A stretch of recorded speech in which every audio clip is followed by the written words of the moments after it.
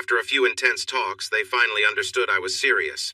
Now, if one of them tries to talk to me, I either turn away or walk off. I think they finally got the message. The few friends I still kept close understood and made sure not to mention her. If they did accidentally, I would excuse myself and leave. It had been 6 months. The paperwork was filed. My offer for a fair split was on the table and it was almost done. But she was fighting it hard. We tried mediation, but it ended when neither of us would agree. They spent most of the time talking to her, trying to show her that she was getting a good deal. Then she suggested we go to counseling. I said no, telling the judge it would be pointless since I had no intention of getting back together. The judge listened to her emotional pleas and warned me about facing jail time. I simply said I would be ready to turn myself in. You're sure this marriage can't be saved? Absolutely. I will not live with her or have a relationship with her again.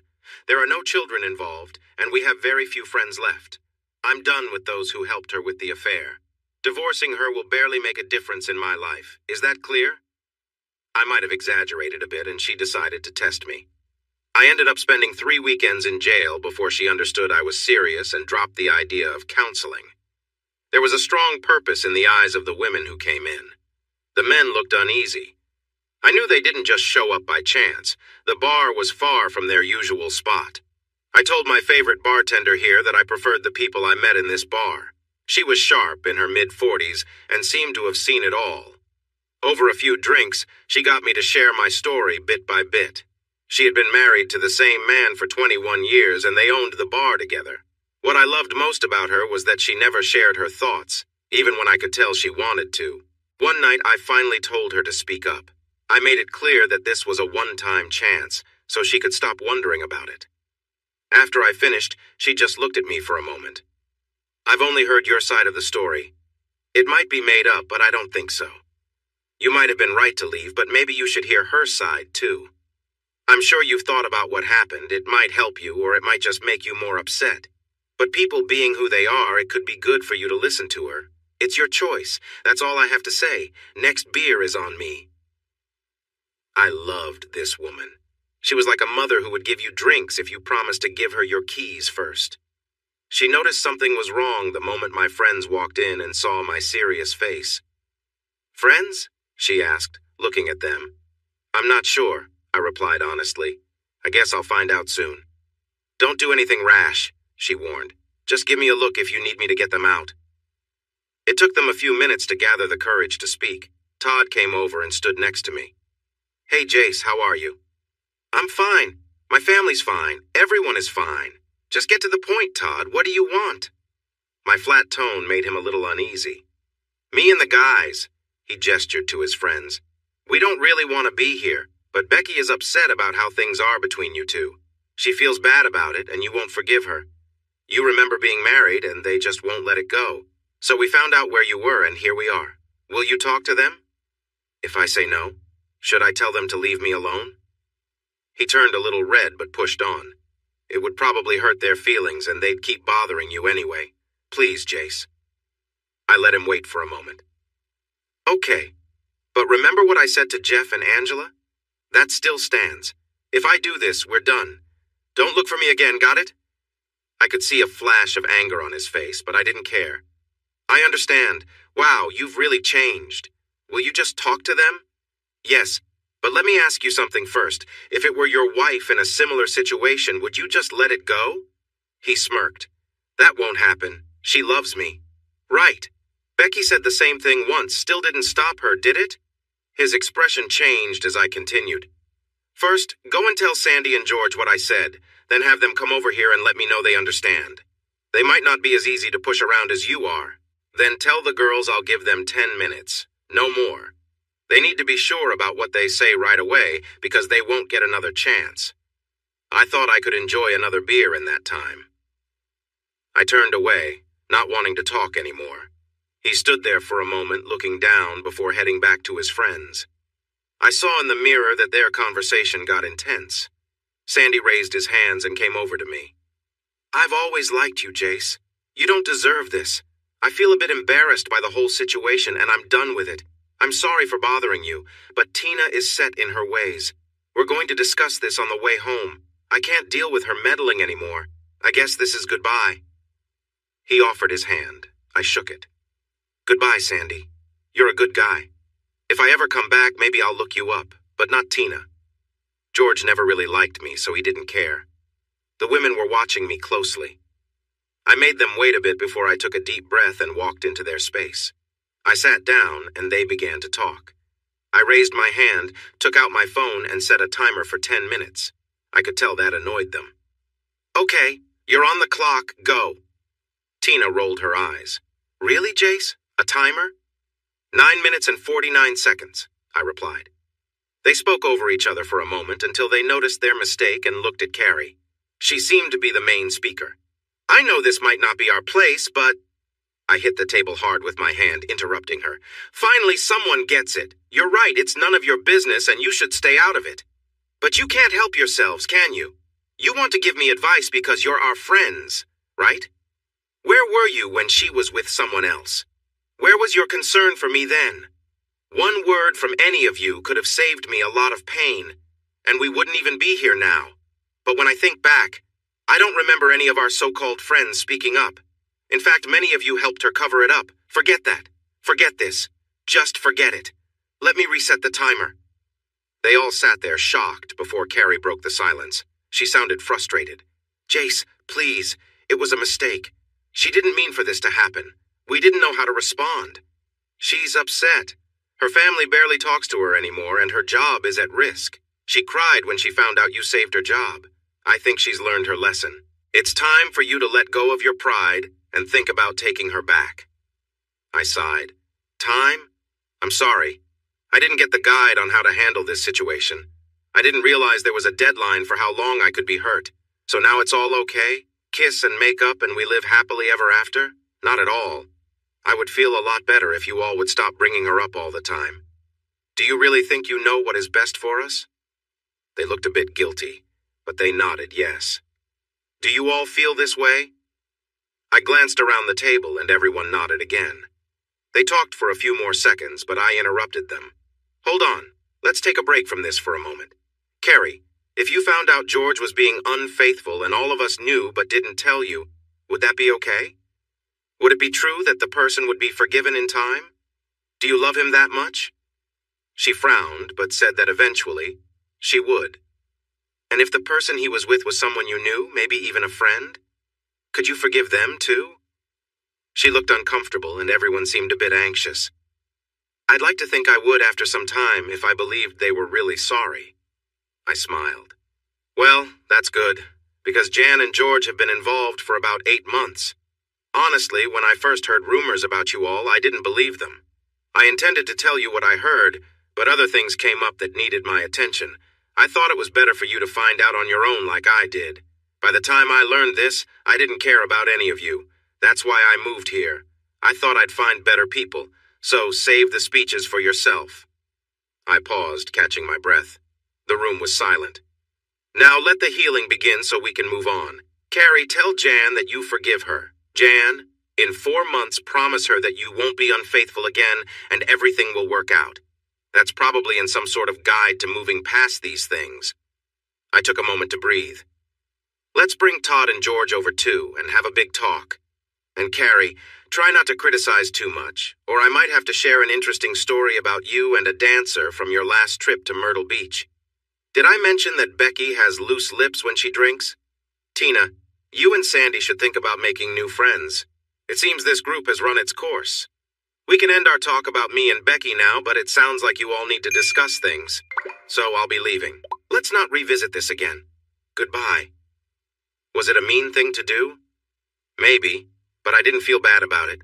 We all make mistakes. There was a big scene at the table with a lot of shouting and tears and a few hard words exchanged. Sandy took Tina to another table. He wasn't loud, but he was pointing at her, and she was really upset. Finally, Marge, the bartender, told them to either calm down or leave. They walked out, leaving just Tina and Sandy behind. Tina approached me hesitantly. "I'm sorry," she said, looking down and not making eye contact. Then she mustered the courage to look up. "We thought you were the best among us. You seemed really happy together. I didn't believe it when you broke up. I thought once things cooled off, you'd talk and get back together. Everyone, especially Becky, was surprised by your reaction. You really are done with her, right? Yes, Tina, I am. But you and Sandy are really the best ones here. Learn from this. Be more careful in choosing your friends next time. Now go home. Care for each other. And remember what happened with me and Becky. You can never be sure how someone will respond to hurt. Maybe we'll meet again someday. Sandy apologized again and they left, holding hands. Marge watched them go. They seem like a nice couple. The others, though, I'm not so sure about. I think divorce courts might be busier soon in your hometown. I nodded in agreement, then handed her my keys and gave her $30 for a cab before switching to whiskey. I was just as surprised as they were by my reaction. I like to think I'm a decent guy. I still do. But you never know how someone will act when faced with stress and betrayal. My deep feelings for her only made the hurt worse. At first, I wasn't really interested in Becky. She was a bit too flirty and seemed unpredictable. We didn't date for the first 2 years I knew her. She was the best friend of my business partner's wife. Cindy was always trying to set us up. Please stop, Sin. We just don't click like that. That's not true. I know she likes you. You'd be good for her. One evening, a bit tipsy, I smiled and kissed her cheek. But dear Sin, would she be good for me? She dropped the subject for about 6 months. Then Alan, my partner, asked me for a favor. Jace, I hate to ask this now, but Cindy, Becky, and her date are going to the theater tomorrow. The touring show of Mamma Mia. I know how much you love musicals, and Becky just had a big fight with her boyfriend. Can you come with us and keep her company? I thought it over. I don't think so, Al. I'm not sure I'd enjoy it if she's upset. And you're the one who picked the show. You've been talking about it for weeks. By the way, have you chosen which outfit to wear? It's after Labor Day, so leave the white shoes behind. Maybe go with the black ones. It might cheer Cindy up. We both laughed and got back to work. Later that evening, Cindy called me. Please, Jace, she really needs someone right now. She could use the company of a nice man. But I don't want to be around an emotional woman. She'll be fine, I promise. Please. I sighed. Okay, but only because I want to see the show. Just tell Alan you'll reward him if he's good. He'll get it. You jerk. Now I have to buy some scented lotion on the way home. Cherry flavor if they have it. We laughed for a minute as I tried to imagine it. Alan was tall while Cindy was shorter. Seriously, thanks. If tonight gets boring, I might have to get back at you. Now let's get to work. We had dinner first. Becky was calm, but not annoying. I really looked at her for the first time. She was tall, slender, and had beautiful hair that curled at her shoulders. Her face was nice, with bright brown eyes, and a smile that seemed to say, I want to be close. Overall, she was very appealing. The issue was, she knew it and used it. I had seen her charm a guy before, and he was left hanging when she walked away. We enjoyed the show, and the girls sang along to their favorite song in the parking lot. I looked at Al and smiled. We joined in, and soon half the parking lot was singing together. Later, we went to a smaller club I suggested. I liked dance clubs sometimes, but I also enjoyed being able to think and talk. It was the weekend, and there was a small band playing. They played light, mostly slow melodies, and a few couples were dancing. Alan looked at Cindy, and she pulled him out to dance. Would you like to? Was all I got out before a lovely woman took me to the dance floor. It was slow and soft, a comfortable experience. Thank you, she said quietly. For what? I asked, surprised. For showing me that nice guys still exist. Cindy said to behave, so I did. I know you weren't excited to come, but I'm glad you did. Me too, I admitted, realizing I meant it. Whether you know it or not, you are a fantastic woman, Becky. If you tone down the flirting and focus on someone genuine, I think you'll be really happy. I'm not criticizing, I'm just sharing my thoughts from watching you. She smiled. Thanks, I think. Do you really believe I'm a nice woman? I smiled back. When you choose to be. And by the way, you've got a great figure. Have you noticed I'm usually a step or two behind you when we're together? She blushed and playfully hit my arm. Thanks again, I think. As the song ended, we walked back, chatting and smiling. Cindy was sitting there, wide-eyed. What were you two talking about? How Jace says I'm a good woman most of the time, and how great I look. Alan nearly spit out his drink, and Cindy laughed. I glanced over at him. What? Don't tell me you've never noticed? Cindy looked at him with suspicion. What about me, honey? He seemed unsure how to respond when I jumped in. You do look good, Cindy, but it's not the same. If it makes you feel better, you're really pretty in another way. Both women stared at me like I was silly for saying that. Alan laughed. Stop, Jace. Just back off a bit. Honey, you do look great, and you outshine Becky in some ways, but it's you I love, and that's what matters to me. Nice save, Alan, I thought, remembering how good he was at talking to people. Becky just smiled, turned, and playfully shook her hips. I wished I had a camera that night. Not to be outdone, Cindy playfully pulled my head down, nearly burying my face. We all laughed so much we were in tears, had another drink, and danced 3 more times. During the last dance, Becky was close, teasing until she could tell I was excited. Then she stepped back with a smile. You're a nice guy, Jace, but you're still a regular guy. I got a sweet kiss and she made me promise to call her soon. I didn't call for 2 weeks. That Saturday, I got a sharp call from Cindy. You jerk. She called me that a lot, and I hoped it was a joke. She was starting to think there were nice guys out there, and then you don't call. Her feelings are really hurt. Cindy, I said calmly when she finally paused. What? What has Alan been up to for the last 2 weeks? You know he's been working late because of the Jameson account. Exactly, I replied softly. And what have I been doing all that time? Trying to distract Alan since you've been keeping him busy at work. Oh. Yeah. Oh. Suddenly she was apologizing. I'm sorry, Jace. I should have thought about her feelings. Well, call her and let her know. If she's interested, I'll call next Thursday. I will, I promise. I wasn't thinking clearly. I thought later about what I said next and how true it was. Relax, Cindy. She's your friend.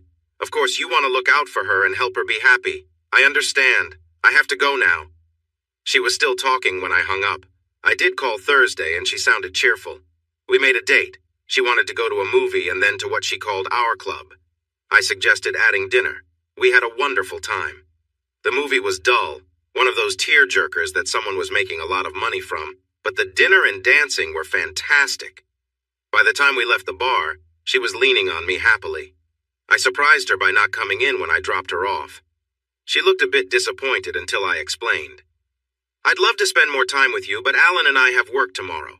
We're close to finishing a big project, and it's really important for us. Once it's done, things will be more stable for us, so we're putting everything into it. The word honey seemed to brighten her mood. She gave me a warm kiss, then another. I had to gently pull back, smiling. You're making it really hard to focus on work tomorrow, I laughed.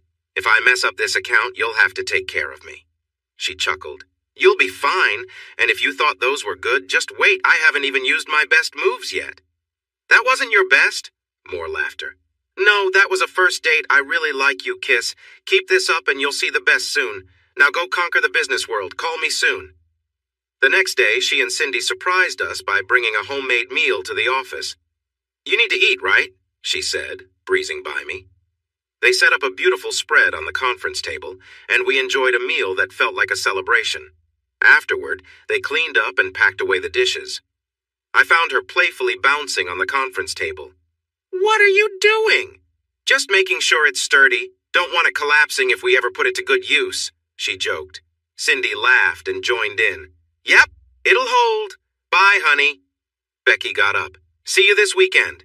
We're planning a lake trip, grilling and swimming. You guys need some sun. As a marketing guy, I know one golden rule. Always present things in their best light. And Becky and Cindy took that to heart at the lake. Both had new swimsuits. Becky's was simple on top, with a bit of flair on the bottom. Cindy's was modest on the bottom, but her top was minimal. It's a wonder we weren't asked to leave the state park. Maybe the fact that the staff were all guys had something to do with it. Alan and I almost burned the steaks because we couldn't stop watching them. Eventually, they laughed and threw on cover-ups, teasing us for our wandering attention. We ate, played in the water, and even joined a volleyball game with 4 other people. The girls kept everyone distracted, and somehow we won despite not being very skilled players. As the evening rolled in, they pulled us back into the water, nestling close. We were laughing and splashing around when they playfully splashed us and then dove under the water, popping back up with huge grins. Sorry, she said, smiling. We were just having a little fun. We spent a bit longer enjoying the sunset and the water, talking, laughing, and soaking in the moment. She curled up a bit, and soon I had my fingers gently moving. "Faster," she whispered. I picked up the pace, and soon she was making soft sounds and shaking. After a moment, she relaxed. When she calmed down, she reached into my suit and held me, making me feel overwhelmed. I glanced over at Cindy and Alan. She was completely bare, and her figure would occasionally show above the water as she moved.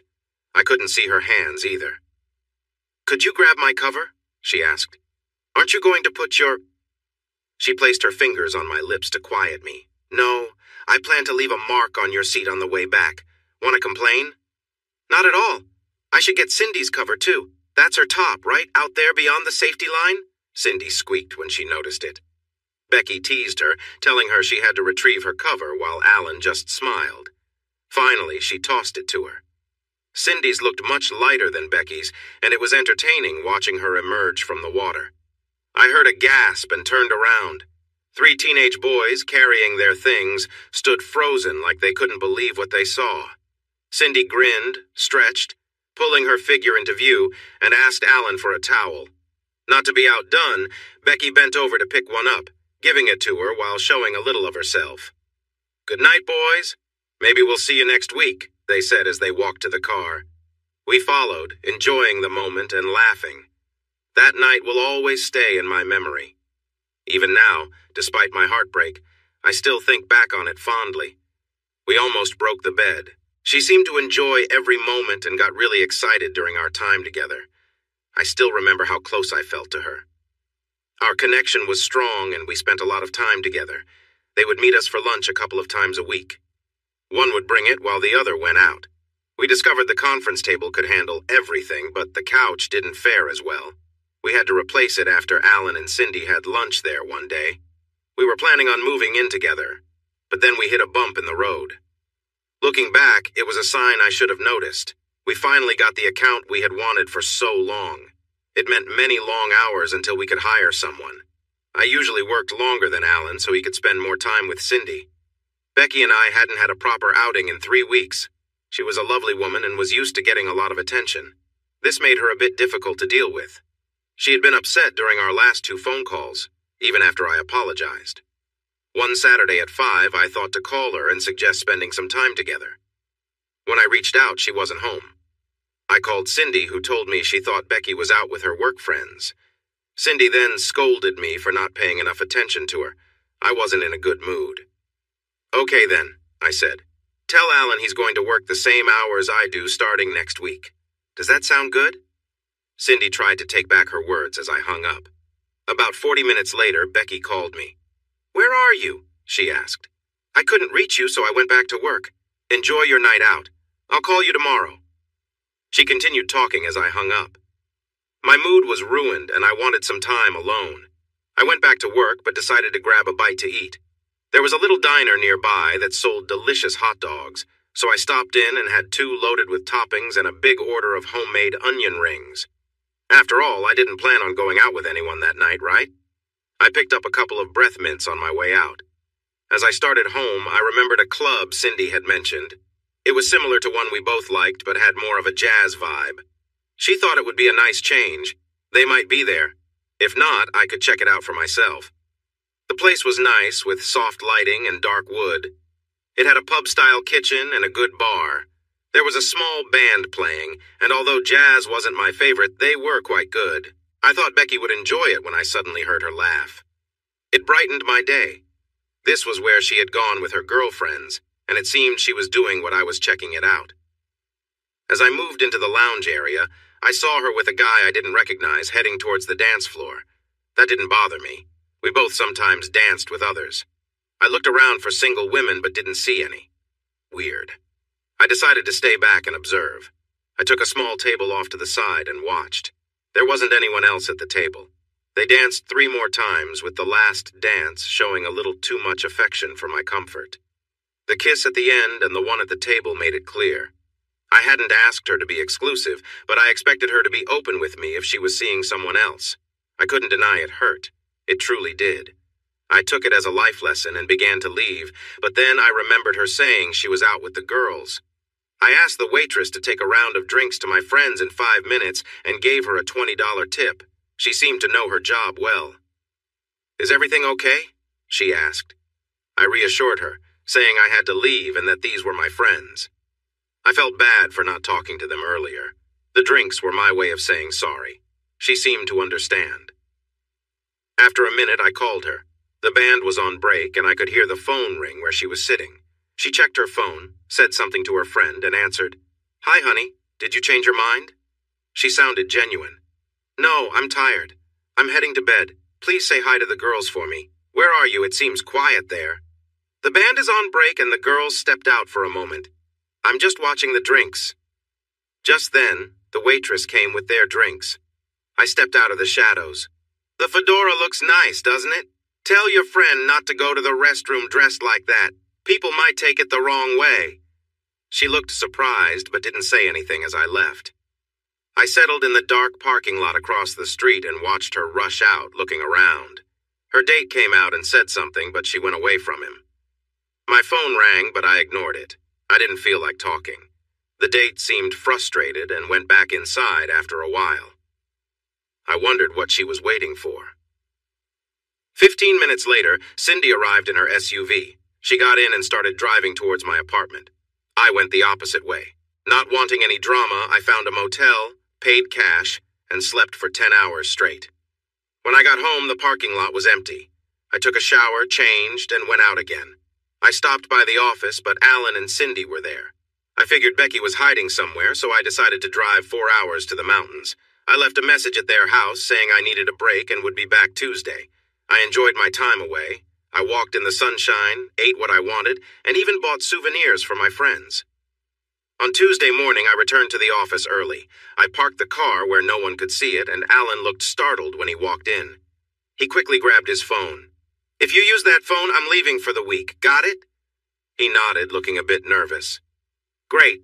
Let's get to work. I feel amazing. That time off really helped. I've got some fresh ideas. Let me know what you think." We worked hard until lunchtime. He seemed excited about the new plans. Before I left for lunch, I told him I would be back in an hour. Usually, I ate at my desk and kept working. He returned just 20 minutes before I did. Cindy arrived 20 minutes later. She took a deep breath and I raised my hand. "I'll speak first, if that's okay. Becky doesn't owe me anything but honesty. We never discussed being exclusive. I would have hated it, but I would have understood if she wanted to see other people. But she didn't tell me. Instead, she lied about who she was with and where she was. That says a lot to me." She started to speak, but I held up my hand again. "I'm not finished yet. Tell her not to reach out to me. I'll call her sometime this week. One more thing, did you know she was on a date? And then lied to me about it? If I find out you knew, it would really change our friendship. If I can't trust you, then you're not a friend. Do you get that?" She looked a bit pale, and Alan seemed uneasy. Then she didn't tell the truth. "I didn't know, or I would have stopped her. I'm upset with her too, Jace. I thought she was finally growing up. I'm disappointed just like you are. I gave her a piece of my mind about it." "When?" I asked. "What do you mean, when?" "When did you give her a piece of your mind?" "That night. She called me from the club, upset. We spent half the night looking for you. Finally, we went to my place and rested for a few hours. You showed up and left while we were asleep. Can I at least call her and let her know you're back and we'll talk to her?" I sighed. Maybe she was telling the truth after all. "Yes, please call her. Now, if you want to keep that house and that car you drive, you need to let us get back to work." At 6 o'clock, I told Alan I was leaving for the day. "You're joking, right? There's still so much to do." "It will still be here tomorrow when we return. No more working myself to the bone, at least for a while." I left him looking shocked. The next day, I placed an ad for an associate. Alan was upset because it would reduce our profits. "Fine," I said. "I'll take down the ad, but if I do, from now on, we're going hourly. The salary is off the table." He didn't like that because he knew I worked a lot more hours than he did, so he fell silent. I hired a woman fresh out of school. She was very talented but lacked real-world experience. I spent a lot of time helping her at first, but she grew into her role nicely. Our business actually improved because we had more hands on deck. Ada and I kept the ideas flowing while Alan dealt with contacts and sales. I called Becky as I promised. She didn't know what to say. I waited for her response. "I'm sorry," she finally said. "For what?" I replied, not wanting to make it easy for her. "For lying to you. For going out without telling you. I was feeling restless and just wanted to get out. I wasn't going to get serious with him. I just needed someone to be there." I surprised her. "I understand. You didn't make any promises, but I expected honesty and you didn't tell the truth. Help me understand how I can trust you again to move forward. I was hoping for more, and I thought you were too." Ah well, a leopard's spots and all that. That comment made her very angry. "Why do you always think I can't measure up? You must have been so proud of yourself thinking I told you so." "I was in love for the first time and it scared me. I made mistakes. I'm sorry." I said it softly. "I'm sorry too. I was already in love with you." I hung up the phone, hearing her voice asking me to stay. I didn't talk to her for 2 weeks. When I finally did, I was surprised by what she said. "Would you like to go to a club on Saturday? Maybe eat at that new Indian restaurant first?" I felt a wave of anger from her voice. "Are you ready to forgive me now? Is my punishment over?" I gently hung up. I didn't want to deal with this. Cindy called me. "What did you say to her?" I asked her out. There was silence. I thought she had hung up. "Oh, what did she say?" She didn't say yes, and that's what matters. Good night, Cindy. 2 days later, Cindy called again. "I'm with Becky. If I give her the phone, will you talk to her?" "Yes, but only if she can keep it together. Let her know it's getting easier not to talk to her. If she wants to say something, she should do it calmly. Then hand her the phone." I heard them whispering for a moment. "Jace?" "Hi, Becky. Jace, I'm really sorry. For everything. Can we start over? I want to be a new person in your eyes. Alan wants to grill on Sunday. Will you come?" "To visit or to grill?" She laughed a bit. Alan could burn anything on the grill. "Both. I'd actually like to eat something good." "Make your potato salad and it's a date." "I will. Thank you, Jace." It took 5 months to feel close again. I dated other people, which upset her a lot. I told her honestly why I couldn't be with her. She bit her lip, clearly holding back her feelings. When we decided to get closer, we had an important talk. "If we become closer, it's just us, no one else. Do you get it? If I hear about you going out with friends from anyone except you, it's over. There won't be another chance. I won't check up on you, you're on your own. If you mess up, it's on you." She agreed a bit too quickly for my liking. "I want you to really think this through. I mean long term. Don't rush to answer. I need to get tested before we move forward. I don't want to bring anything into this." For the first time, she understood I had been with other people. I saw her fighting back tears. "All right, I haven't been with anyone since you, but I'll do the same." And I already know the answer. A week later, we exchanged clean health checkups and keys to our apartment. My time with Beck was always exciting, but the welcome back was almost too much. I felt worn out and even dozed off at work 2 times. Alan mentioned something to Cindy, and she told Becky to let me rest sometimes if she wanted to keep her place. She agreed, though not very happily. I still worked long hours, but not like before. This experience taught me to focus on what really mattered. We had been living together for 8 months when I called her at work. "Can you get off this afternoon? I wouldn't ask, but it's really important." She agreed right away, so I picked her up and handed her a snack bag. "Sorry, this will have to keep you until dinner." I didn't tell her what it was about. We drove to a nice neighborhood and pulled into a driveway. There was a for sale sign outside and a realtor was waiting. "Is this your wife?" she asked politely. "Maybe," I said. "I'll know by the end of the day." Becky gave me a puzzled look. "Well, let's take a look, shall we, dear?" Men often don't understand what's really important in a house. They focus on structure, but they miss the comfort and possibilities. She kept chatting while showing Becky the house. 3 bedrooms, a big yard, and a small patio. "Excuse me for just a moment while we talk privately, will you?" she said to the realtor before pulling me into the living room. "Look, honey, a fireplace." She wasn't going to get sidetracked. She pushed me against the mantel. "What's going on here?" "Really, Beck? Isn't it obvious? We're house hunting. I don't want to start our married life in an apartment. Plus, we'll need more space for kids when the time comes." I don't think she heard much past starting a married life. Then she jumped into my arms. I bumped my head on the mantel but didn't mind at all. Then she cried, then giggled, then got serious. "Where's my ring?" "I haven't picked it out yet. I thought we could choose it together." The realtor came looking for us and overheard. She laughed. "What did I tell you, dear? Clueless. Honestly, if we didn't help them, I think the whole thing would fail. Are you ready to look at more houses?" "Ready?" She practically pulled both of us along. I just sat back while they discussed locations, schools, and shopping. I stopped paying attention after a few minutes. We checked out 4 more houses before going back to our car. She wanted to see that last one again. In the living room, she looked at the mantel, smiled, and said, "This one." It took a week to complete all the paperwork. Our business was doing well. We had hired another team member, and Alan was training a new salesperson. With the large down payment I could make, we were able to move in less than a month. Of course, we didn't bring any of our old furniture. I let her go until she reached the patio and garage. "Mine," I said playfully. She laughed and agreed. I spent some money to set up an outdoor kitchen and living space. I even had a clay oven built. I loved it.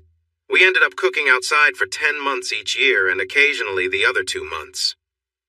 Cindy felt a bit jealous, and before we knew it, new neighbors moved in just a block away. It made it easier to share rides to work. They walked back and forth so often that there was a path in the sidewalk.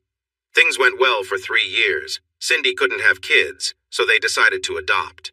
After a long and tough journey, they were finally blessed with twin girls who were 18 months old. We hosted a small celebration that turned into an emotional time as we learned what it was like to care for 2 energetic toddlers. "Your life has changed," I jokingly told Alan. "No, it's just starting," he replied through happy tears.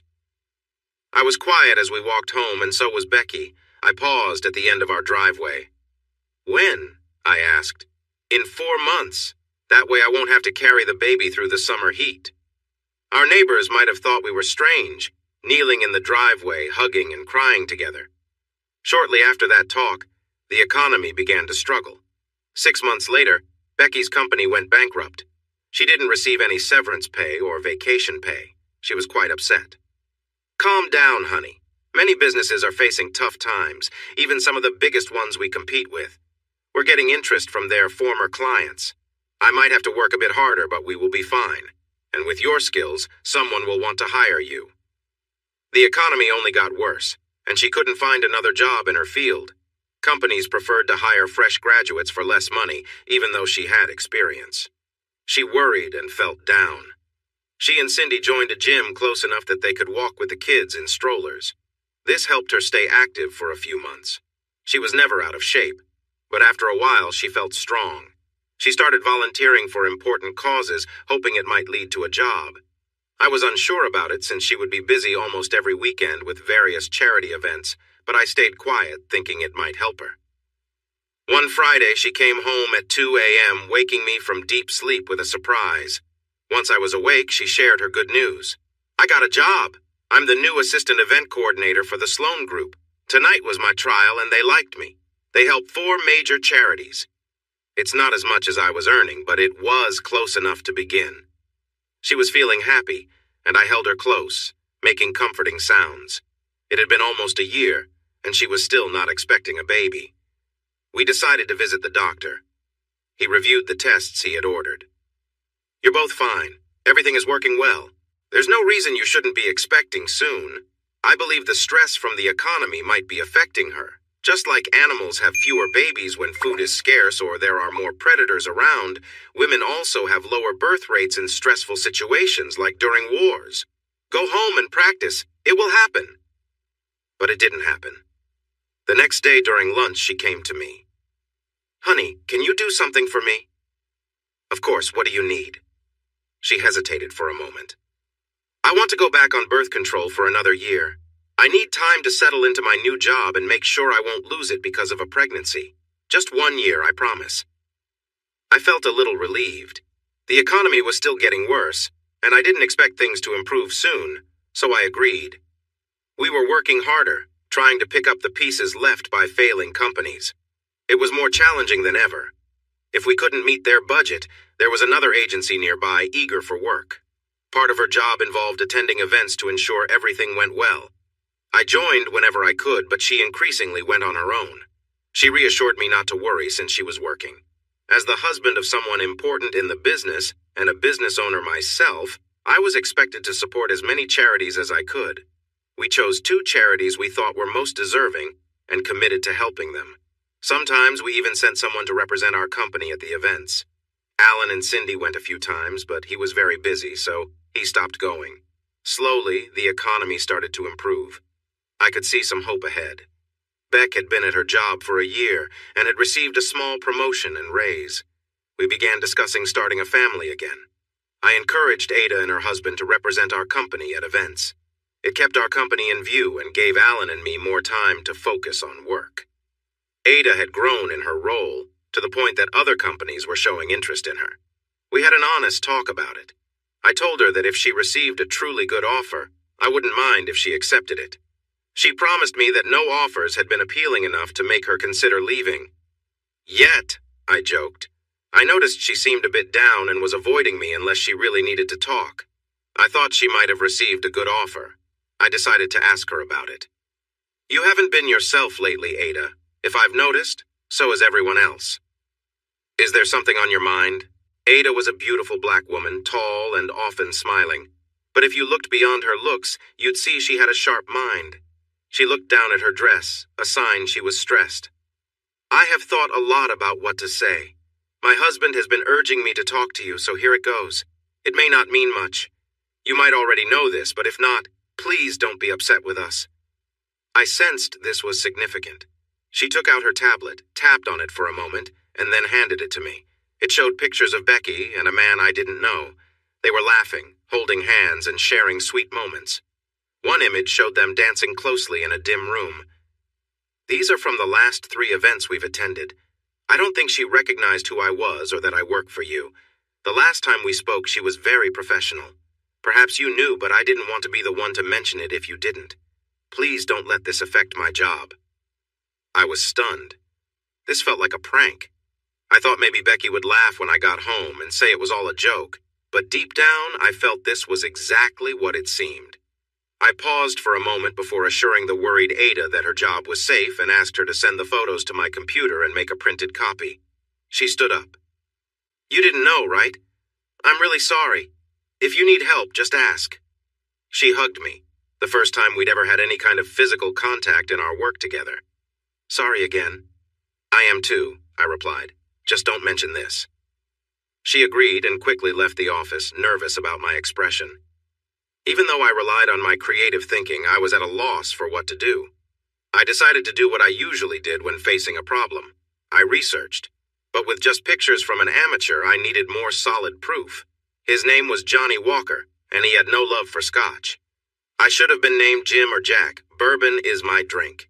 He came highly recommended as one of the best in his line of work, so I hired him. It took just 2 weeks for him to gather what I wanted. We met at a bar owned by a friend of his where private rooms were available. I wanted to keep our meetings discreet, so he completely agreed. To keep things secure, I even bought a separate phone that I locked in my desk for our communication. I know it sounds cautious, but I didn't want Becky to find out I was looking into her. That could lead to complications. It's all here, he said, handing me a small briefcase. Photos, videos, and interviews with her friends and co-workers. Some were unaware that she was married. She doesn't wear her rings at work. They weren't very careful about it. I'm sorry. I handed him a check and picked up my bag. He stopped me. You're not going to do anything rash, are you? Like causing a scene or fighting? You seem calm about this, and in my line of work, calm can be a bit unsettling. It's not worth getting yourself in trouble. If you can't forgive her, it's better to just move on. I'm not going to hurt her or him. They both knew what they were doing. They must have thought about what could happen if they were discovered. I took a moment to think. I'm not going to hide money or make crazy demands. I won't fight to keep her. I should never have to fight for someone who wants to leave. She chose to break our marriage. I'm just going to walk away. Does that make me weak? No, it doesn't. It shows good judgment. Staying calm in tough situations is rare. They probably didn't think about the results at all. Most people don't. Do you have a lawyer? I shook my head. I thought I'd wait for the report. He wrote something on a notepad and handed it to me. I often work with these 3 lawyers. They're all good. The first one is aggressive and likes to stir up trouble. The second one is great for stopping divorces, but not for your situation. The third one is the right choice. He prefers to keep things simple and calm, and he will focus on your best interests. If you don't have someone already, give him a call. Mention my name and you'll get a discount. He walked to the door and turned back to give me a few more tips. If I were you, I wouldn't watch the DVD or look at the pictures.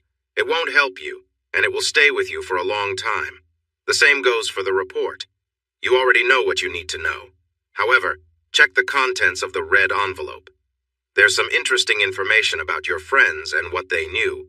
And as you requested, we won't turn off the phone tap for another 2 weeks. Again, I advise against listening to it. Call if you need anything else. I took the bag to my office, took out the red envelope, and locked everything away in my file cabinet. I decided to follow his advice for now.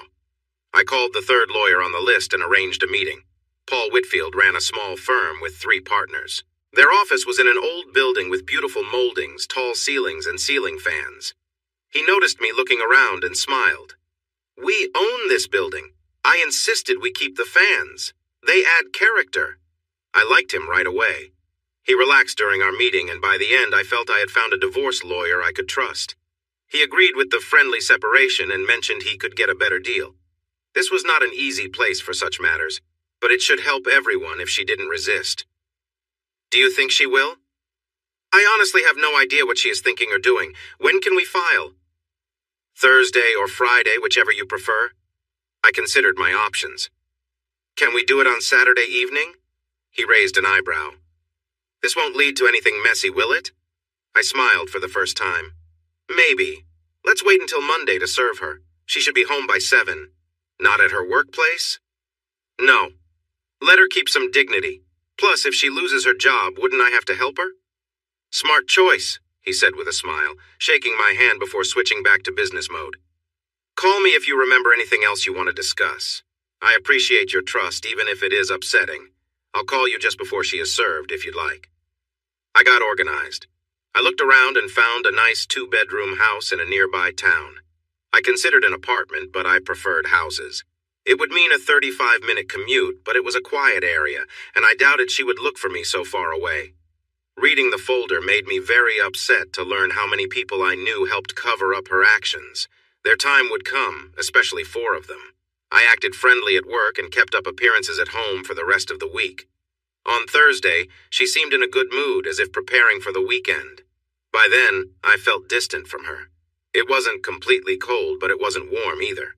We both felt relief after the evening, and then I turned away from her. You seemed a little distracted tonight. Am I not enough for you anymore? She was trying to be playful, but I felt a hint of worry in her words. You've always meant a lot to me, Beck. I'm just tired. Let's sleep. I tried, but couldn't bring myself to cuddle, so I turned away and pretended to be asleep. She curled up next to me. Love you, honey. I didn't respond, still pretending. She probably realized I was faking, but she stayed quiet. Eventually, I could not take it anymore and walked into the gathering, which Paul called messy territory. I stood on the edge of the crowd watching. They held hands and exchanged a quick kiss now and then. The music started and I watched them dance. He was a much better dancer than I could ever be. I noticed little else. He wasn't taller or as fit as I was. My great aunt always said taste was subjective. As I moved closer, I stopped when I saw someone surprising. Cindy appeared right before them. They shared hugs and laughter. I wondered if Alan knew she was there. I felt like I was breaking through a crowd. When people saw my face, they quickly moved aside. Becky noticed the crowd shifting and turned to look me in the eyes, still holding his hand. She paused for a moment, trying to say something, and then let go of his hand. He smiled, looking pleased with himself, and held on. Is this your friend? He asked, finally releasing her hand. No, I hissed. Husband! He turned pale and took a couple of steps back. I glanced at Becky. Are you going to introduce us? Jace, it's not what it looks like, please. It's exactly what it looks like. My wife spending time with another man. I could say it nicer, but why bother? I could have called him names for what he's done. A guy who doesn't mind getting involved with a married woman. I was raising my voice, so I took a deep breath to calm myself. Becky's friend was trying to blend into the crowd. Many people were watching now. I called out to him, gathering even more attention. Where do you think you're going? You can be with her but not stand by her when there's trouble? That says a lot about you, doesn't it? But don't worry, she's all yours now.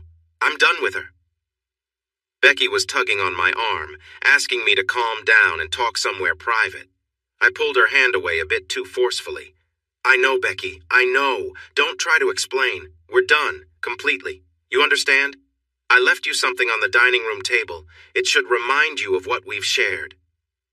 I looked at Cindy, who stood next to Becky looking scared. And you. Don't ever speak to me again. If we're in the same room, stay as far from me as you can or just leave. But first, I want to know one thing. Did Alan know? She lowered her head, which told me everything I needed to know. Then let him know we aren't partners anymore. He can buy me out, or I'll sell my share. Things went downhill quickly. Becky called. Alan called. Cindy called, again and again. I didn't answer and deleted the messages. I kept my car in my small garage where the door was closed. I could walk to a grocery store and a bar. I didn't like the bar much, but the store was fine. I surprised Alan by showing up at the office on Monday.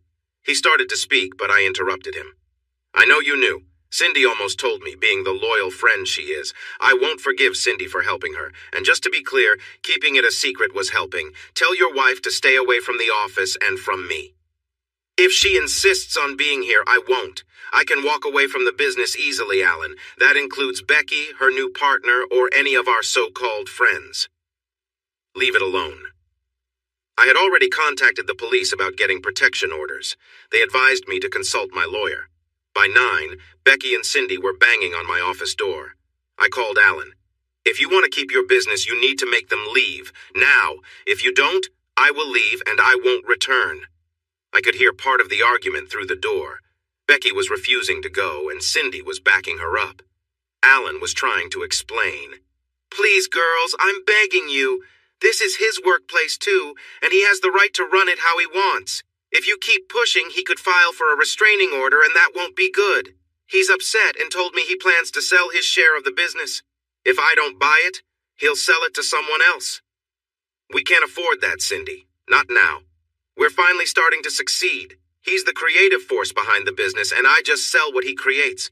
This would ruin us, Cindy. Think of the children. Then I heard more murmuring and finally silence. He called again. They've left. You can come out of the office now. I think I'll stay in here. It's nice and quiet.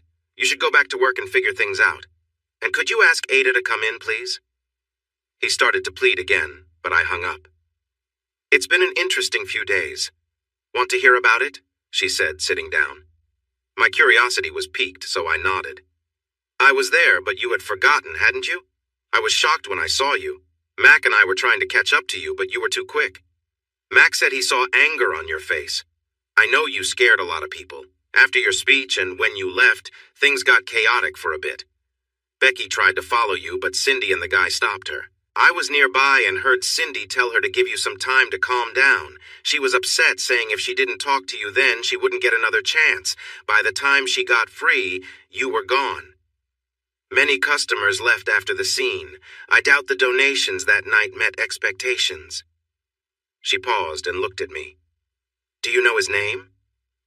Yes, and I know his age, where he lives, what kind of car he drives, his background, and everything else a good private investigator would find. She shivered a little. You're not going to be mean, are you?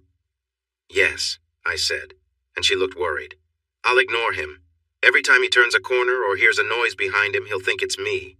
He'll be anxious for a while. Eventually, he'll realize I'm not interested in him at all, and that will be the worst insult I could give him. What about your wife? They almost had to carry her out of there. I think she was starting to see how tough things were going to be. I don't have a wife, I said, keeping a straight face. Then I smiled to make her feel better. But if something happens and you end up single, I'll be like a politician ready for a deal. Not all white guys are bad. She smiled back. I don't usually date outside my race, but for you, I might make an exception. We stood there and she hugged me. It felt nice. She leaned against my chest. I couldn't help but smile. She smiled back. I'm going to stop on the way home and buy an average-sized toy. I'll name it Jace for future fun. We laughed, hugged again, and finished working the rest of the afternoon. When I got outside, I found 2 envelopes on my bike seat, one from Cindy and one from Beck. I knew Alan was watching as I dropped them on the ground and walked away. I hadn't gone far when I spotted a familiar SUV behind me. I laughed quietly as I put on my helmet. Let the fun begin. I was riding my Yamaha Roadstar, a powerful bike. It was 2 years old and a great deal I had scored after it was repossessed. Beck loved riding it too, and we had spent many afternoons just cruising around and exploring. To keep them guessing, I made a quick right turn when the light changed. They were 2 cars back and stuck. I darted into a parking lot a few blocks down, waited for them to drive by, and went back the way I had come. They were probably still driving around in circles when I pulled into my garage. I carried a burner phone with me and left my regular phone locked in my desk drawer. I still used it for work and only kept my customers and lawyer in my contacts. Beck finally sent a registered letter which I signed for and then sent back unopened. My lawyer handled all the communication. She's quite fiery, he said, and uses a lot of strong words. She was living in the house and I was making half the payment. I told Paul to let her know the payments would stop 6 months after our divorce. During that time, I hoped to sell the house or she could buy me out. I knew that would be tough for her because she simply couldn't afford it. She refused to get a lawyer. Paul shrugged. She doesn't have to, but you can bet the judge will encourage her to get one at the first hearing. That will be her first step to prolong things. She's not going to give up easily. I could see it in her eyes. I'm fine with running up the bill, but at some point, you need to talk to her. Or you could just forget it and withdraw the petition. He noticed my expression and raised his hands. I didn't say go back to her. Just keep doing what you're doing and ignore her. It may take some time, but eventually she'll tire out and agree to the divorce. Let's wait until the hearing. Maybe she will see that she's wasting her time and start to act more reasonably. Do you really believe that? I felt a small spark of hope. No, he said with a grin as he walked me out. She asked her friends to help her. A big mistake. A really big mistake. News spread about my feelings, and most of them knew it was a touchy topic. Then her mother stepped in. I always liked her, so I told her that if she needed anything, I would be glad to help. But if she mentioned her daughter one more time, I would stop talking to her. My mom also got involved. I tried to explain my point of view to her, but it didn't change a thing. I left and didn't come back for 3 months. She kept trying to get me to see things her way. After a while, she called me crying and promised never to bring her up again. I think she finally understood. Now she wore the sad look of someone suffering quietly, but it wasn't working. She suggested I should see someone to talk about my feelings. The anger is changing you, dear. It's not a good change. You need to find your balance again for your own well-being. I thought about that for a while. I tried to keep my feelings separate from my life, but it never worked.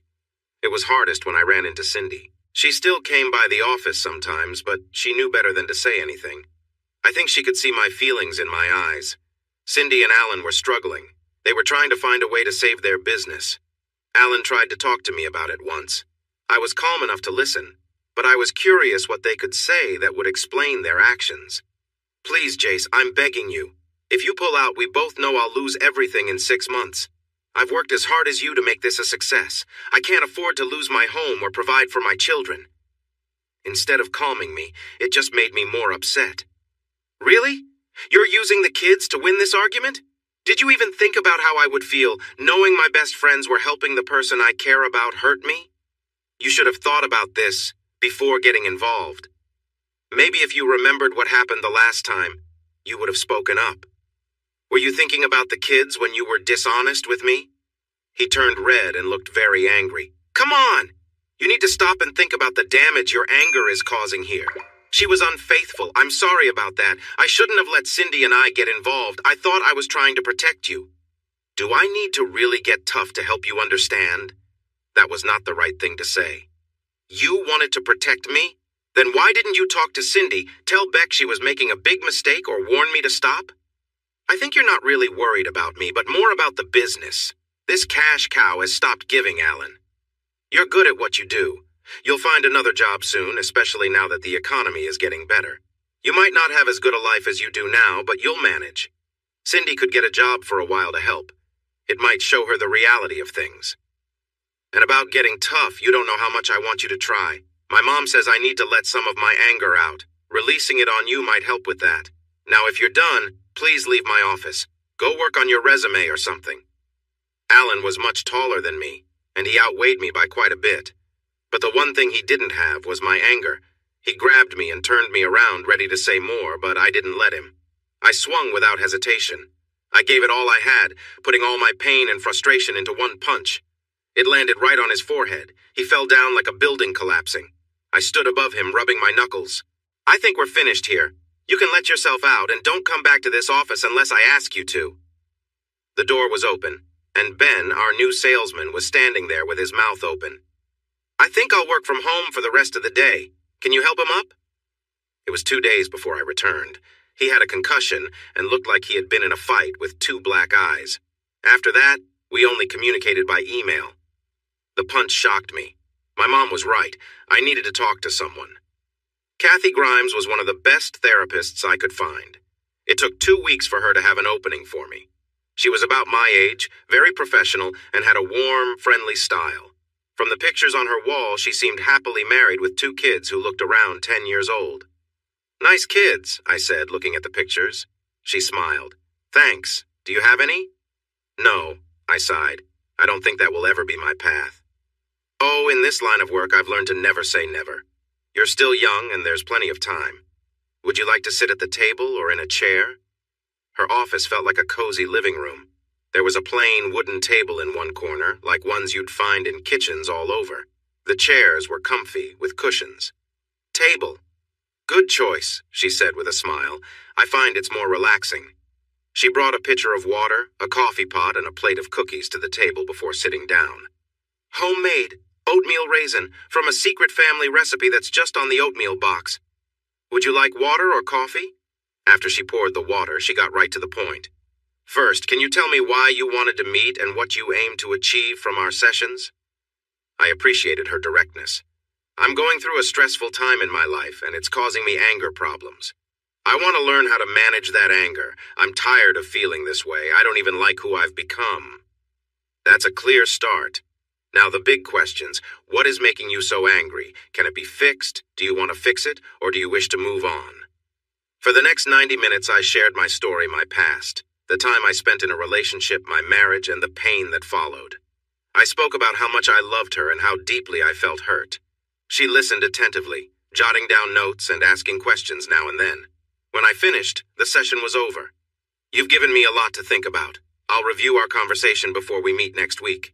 Same time next week, okay? If you ever feel overwhelmed with anger, call me and I will do my best to fit you in. Would you like me to suggest something to help you feel calmer? Thanks, but no. See you next week. I had been going for a month and was starting to feel better when she asked if she could share some thoughts. You're a good person, Jace. In a difficult situation. You've been hurt badly, and the sense of betrayal is huge. That's why you react so strongly when your wife's name comes up. I see this kind of thing often, and your level of betrayal is like nothing I've encountered before. It's consuming you, and you might not fully understand it. My take is, you still have feelings for your wife. She raised her hand before I could reply. That doesn't mean you want to be back together. The fact that your friends have either supported her or ignored what happened only makes things worse. When they tell you to just move on and forgive, it only keeps the pain fresh. In the end, you need to ask yourself if you would be happier with her or without her. I thought for a moment. It's tough either way. She has let me down before. If I take her back, even with promises, she might think I would forgive her again if she makes the same mistakes. I can't risk that. I couldn't handle going through it again. I paused and she gave me the space to think. So I guess that's it for us. I still have feelings for her, but love isn't the main issue. Trust is what's really broken. I don't see a way to trust her again, and that says it all. And about our so-called friends? I understand why some would hesitate to talk to me. It can be an awkward situation, but those who helped her, the ones who defended her and kept her secrets, they are no longer important to me. Looking back, I realized they were mostly her friends anyway. You probably know that I've always been more of a loner. I enjoy being around people, but I don't need to be with them all the time. I heard a song that said, "Being alone doesn't mean I'm lonely. That's how I feel." She nodded in agreement. I understand what you're going through. In my opinion, you should move forward with the divorce. But it's really important that you talk to her. If you don't, she'll keep hoping to win you back. You need to explain why that won't happen. If she can see that, she might stop fighting the divorce. You've mentioned your struggles with counseling, but you seem ready to consider it now, especially if it helps you get what you want faster. I can arrange a few sessions with both of you if you'd like. I can help keep things fair. It's entirely up to you, but that's my advice. I thought for a bit. I was exhausted. It needed to end. Perhaps if I went to counseling with her instead of resisting, she would finally get it and we could both move on. Do you think she'll agree? She nodded again. I'm almost sure she will. She will likely see it as a chance to share her side and convince you to come back. But I should warn you, it might be tough. I told her to go ahead and set it up. I've been hurting since it all started. A little more won't break me. The hardest part was knowing she still loved me deeply. I realized this because I listened to her phone calls for a few weeks before I let Johnny disconnect the taps. In the first days after our split, she called me often. Even the messages I didn't listen to were hard to ignore. Most of her messages were filled with tears, asking me to talk and let her explain. After about 50 calls, it boiled down to one simple plea. Please talk to me, Jace. The chats she had with her friends were quite revealing, especially with Cindy. Oh man, we really messed up, didn't we? Yes, we did. I don't know what I was thinking, Cindy. What was I even doing? She laughed a little. You did it because it seemed exciting. You really thought you could have both sides without anyone finding out. I never thought he would either. I'm sorry Alan found out, but I knew he'd keep it quiet. He needs you too much. Honestly, we all need you.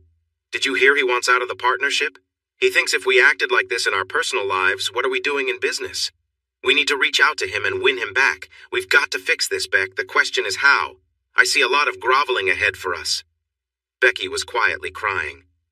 I doubt anything can fix this mess, Sin. He's really angry. He left me a file full of proof with pictures and interviews. You'd be surprised how many were ready to turn against me. I can't believe how careless we were. Some of her friends were no better. Most discussed plans to get me in the same room with her, even mentioning extreme ideas. Many promised to talk to me. Their reports back to Becky were entertaining, though one friend was pretty blunt with her. I'm done. He almost lost his temper, and the unfortunate truth is that we had it coming. He asked my husband if I was okay with you having a secret and actually helping to cover it up. What was I doing when he wasn't around? I'm still trying to keep things smooth, but Jack is really angry. I'm pretty sure you're in big trouble, Beck. I know we are. I wouldn't ask any more from us to confront him. Sorry about that. The guy actually called her 3 times. She hung up on him the first time, but the next 2 calls, just before I turned off the water, were very revealing. Don't hang up, Becky. We're in serious trouble here. We need to talk. Our jobs are on the line. You think I care about the job, Greg? The worst decision I ever made was working for you. I could sense the annoyance in his voice. Get off your high horse. You practically begged for this job. It was my idea to have a secret, but you didn't hesitate once it was mentioned. Speaking of that, want to meet up? He's not coming back and you know it. The look in his eyes that night scared me. We could comfort each other, and he'd never know. She burst out. That's what we thought the first time, remember? How did that go? And if he's angry now, what do you think he'd do if he found out? No means no, Greg, not again. Calm down. It was just a suggestion. I have to face the board next week. Word about our little mistake has reached them. You'll probably get a call, too. We need to figure out how to handle this. She actually laughed. Handle this? If they ask, I'm going to tell them the truth. We had a secret. We both share the blame. I will tell them it's over, and I'll never do it again if they let me stay. I really doubt they will. He tried again. They'll let me go, Becky, whether they do it to you or not. This is the only kind of work I have ever done. If I get fired and people find out why, I might never work in this field again. She lowered her tone a bit. I'm not going to throw you under the bus. We both messed up. But I have to tell the truth. If I don't and Jace finds out, I will really be in trouble. I actually care about you, Greg. But you aren't worth my marriage. Well, she seemed genuine. I called their direct boss and set up a meeting. He came with his lawyer, clearly worried I would sue them. That kind of attention in this economy would hurt their fundraising efforts. I also knew they had a very strict code of conduct, which was essential for their company. They could lose contracts and struggle to attract new charities. Until now, they had a very good record. I played the recording for them. Before you speak, I need to tell you that this tape was obtained legally. If needed, I will make it part of the public record in my divorce. I let them squirm for a moment before I shared my terms.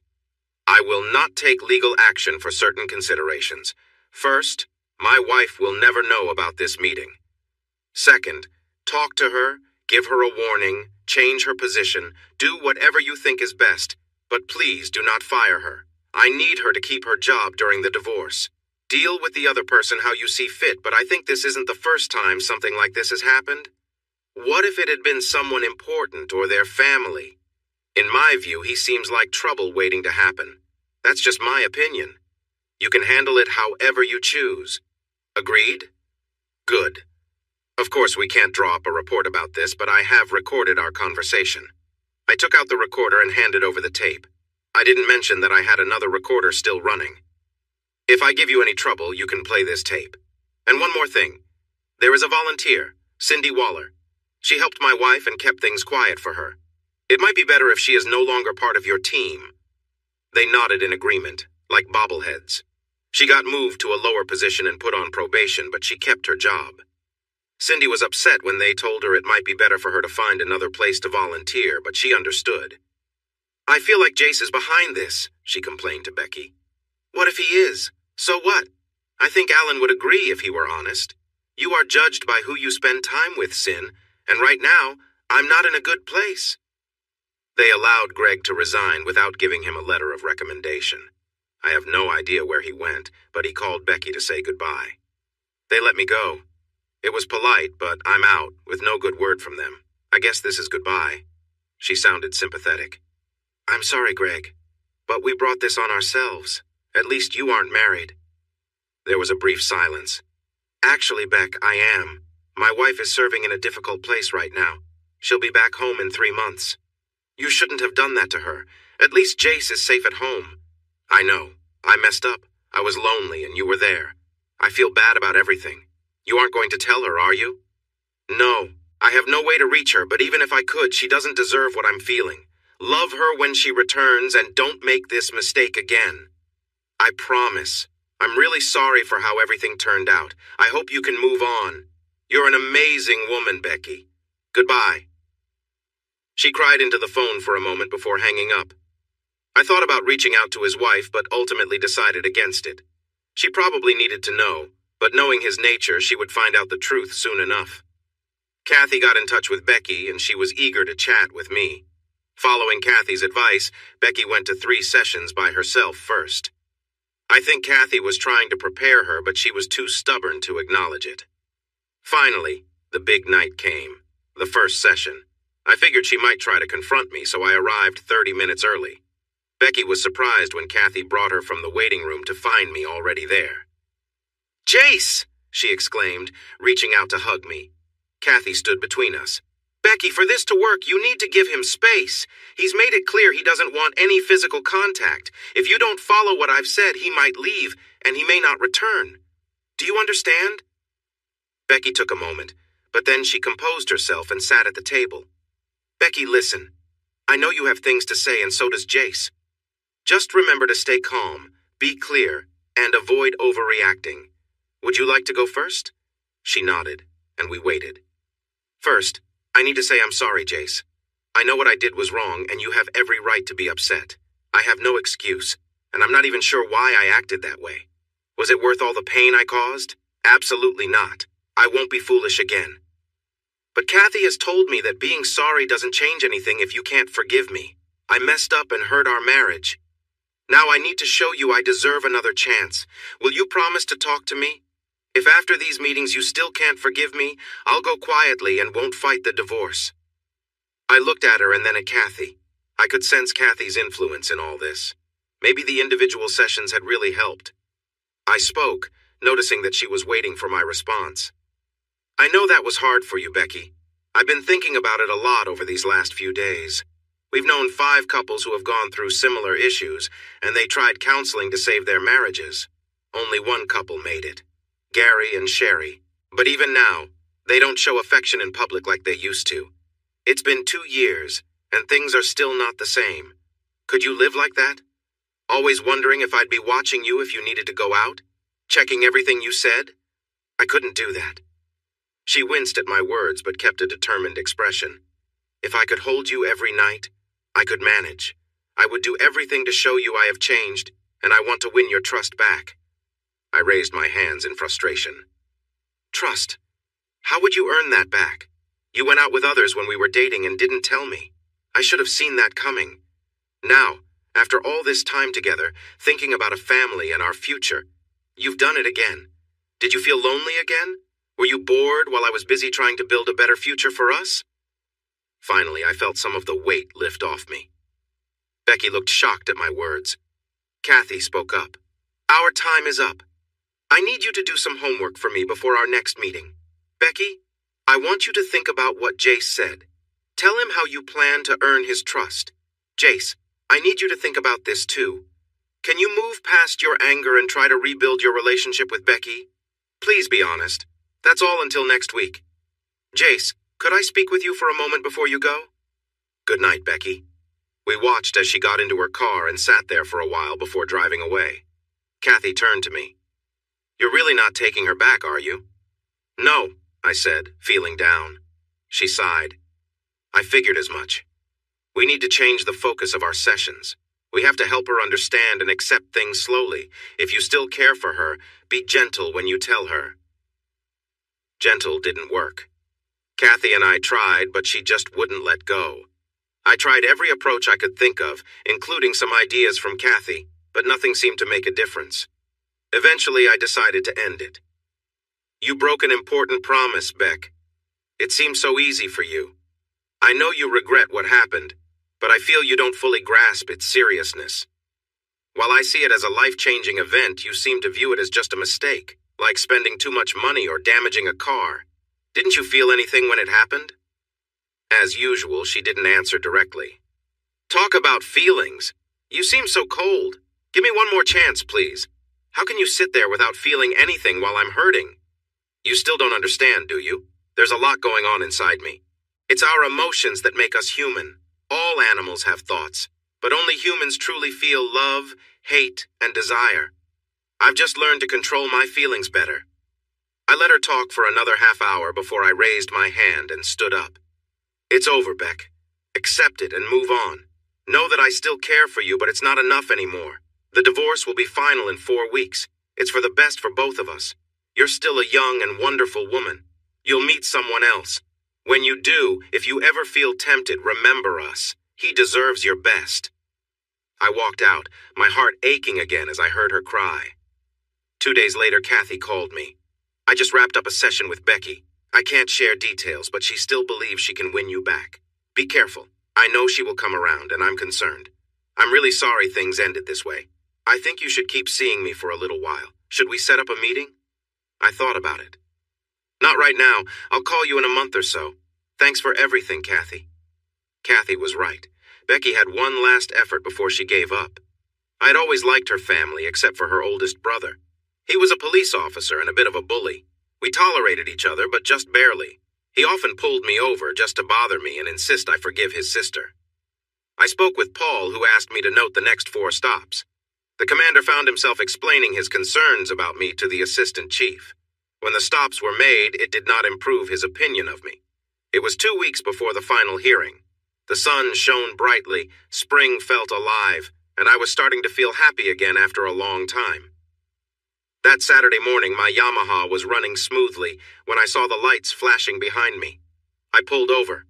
I was reaching for my license, not paying attention to the officer, when he suddenly had me in handcuffs and placed in the back of his car.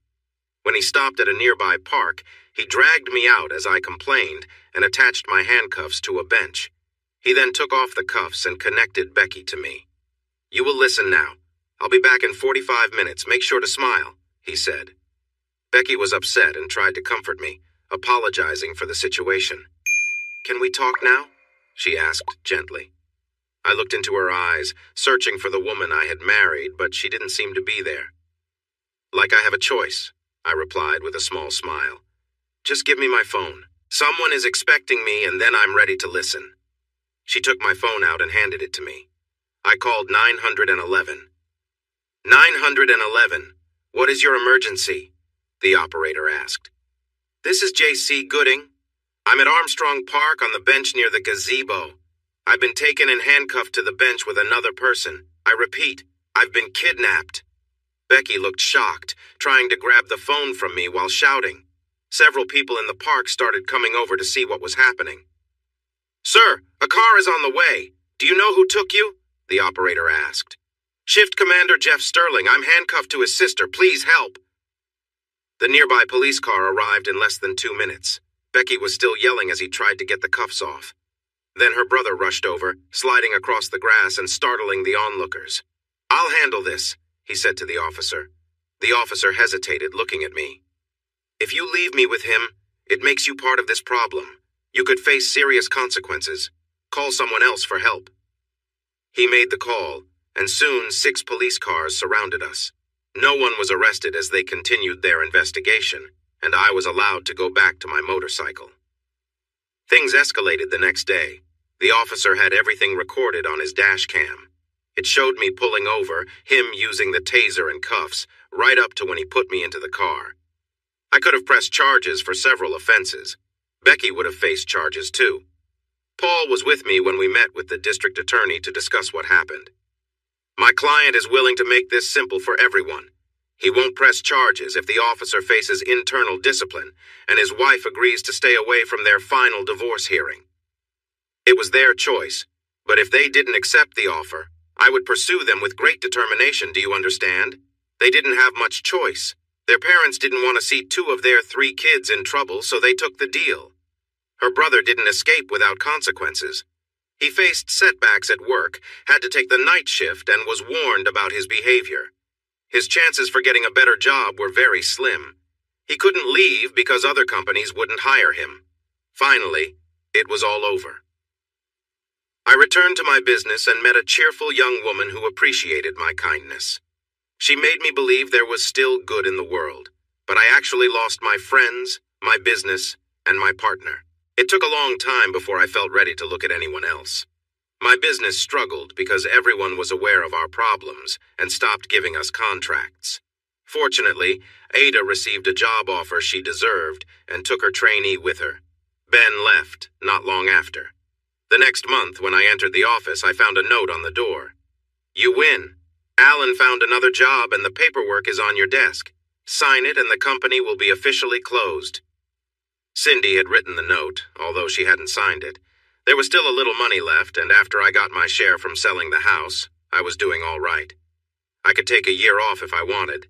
Instead, I took 2 months, hopped on my motorcycle, and went exploring. I ended up 3 states away, in a beautiful city surrounded by mountains, where people were friendly and life felt easy. It was as if I had stepped into a simpler time, because everyone seemed so relaxed. I stayed there for 3 days, visiting attractions and gathering information. I checked out a few more towns, but none felt quite like that one, so I returned, booked a room for a week, and looked for a house. I saw some condos and apartments, but I really wanted a house with a nice yard. I found what I was looking for on my 3rd visit, a small cottage with 2 bedrooms, a large yard, and a stream at the back. It was quite a distance from the closest neighbor. I signed a lease for a year with the option to buy. Next, I searched for a job and found one at a small company that worked with growing businesses. They assigned me some smaller projects to test my skills. After 6 months, my boss wanted to talk. Jace, I had to tell him, was not short for Jason. My real name is John Charles. I was called JC until my sister changed it when she was little. She called me JC, which got shortened to Jace, and I had stopped trying to change it a long time ago. In his thoughtful Southern way, whenever the conversation was serious, he used both my names. "John Charles, you have been doing excellent work. So good that I wondered why you were here. I checked your resume and everything you mentioned was accurate. I have a feeling you won't stay with us long, so I'm going to make good use of your time. I'm giving you a new project. A friend of mine owns a successful winery and wants to grow his business nationally. Go meet him, set up some meetings, and start brainstorming. This could benefit all of us. If I succeed, I want you on board." I felt pleased that he thought so highly of me.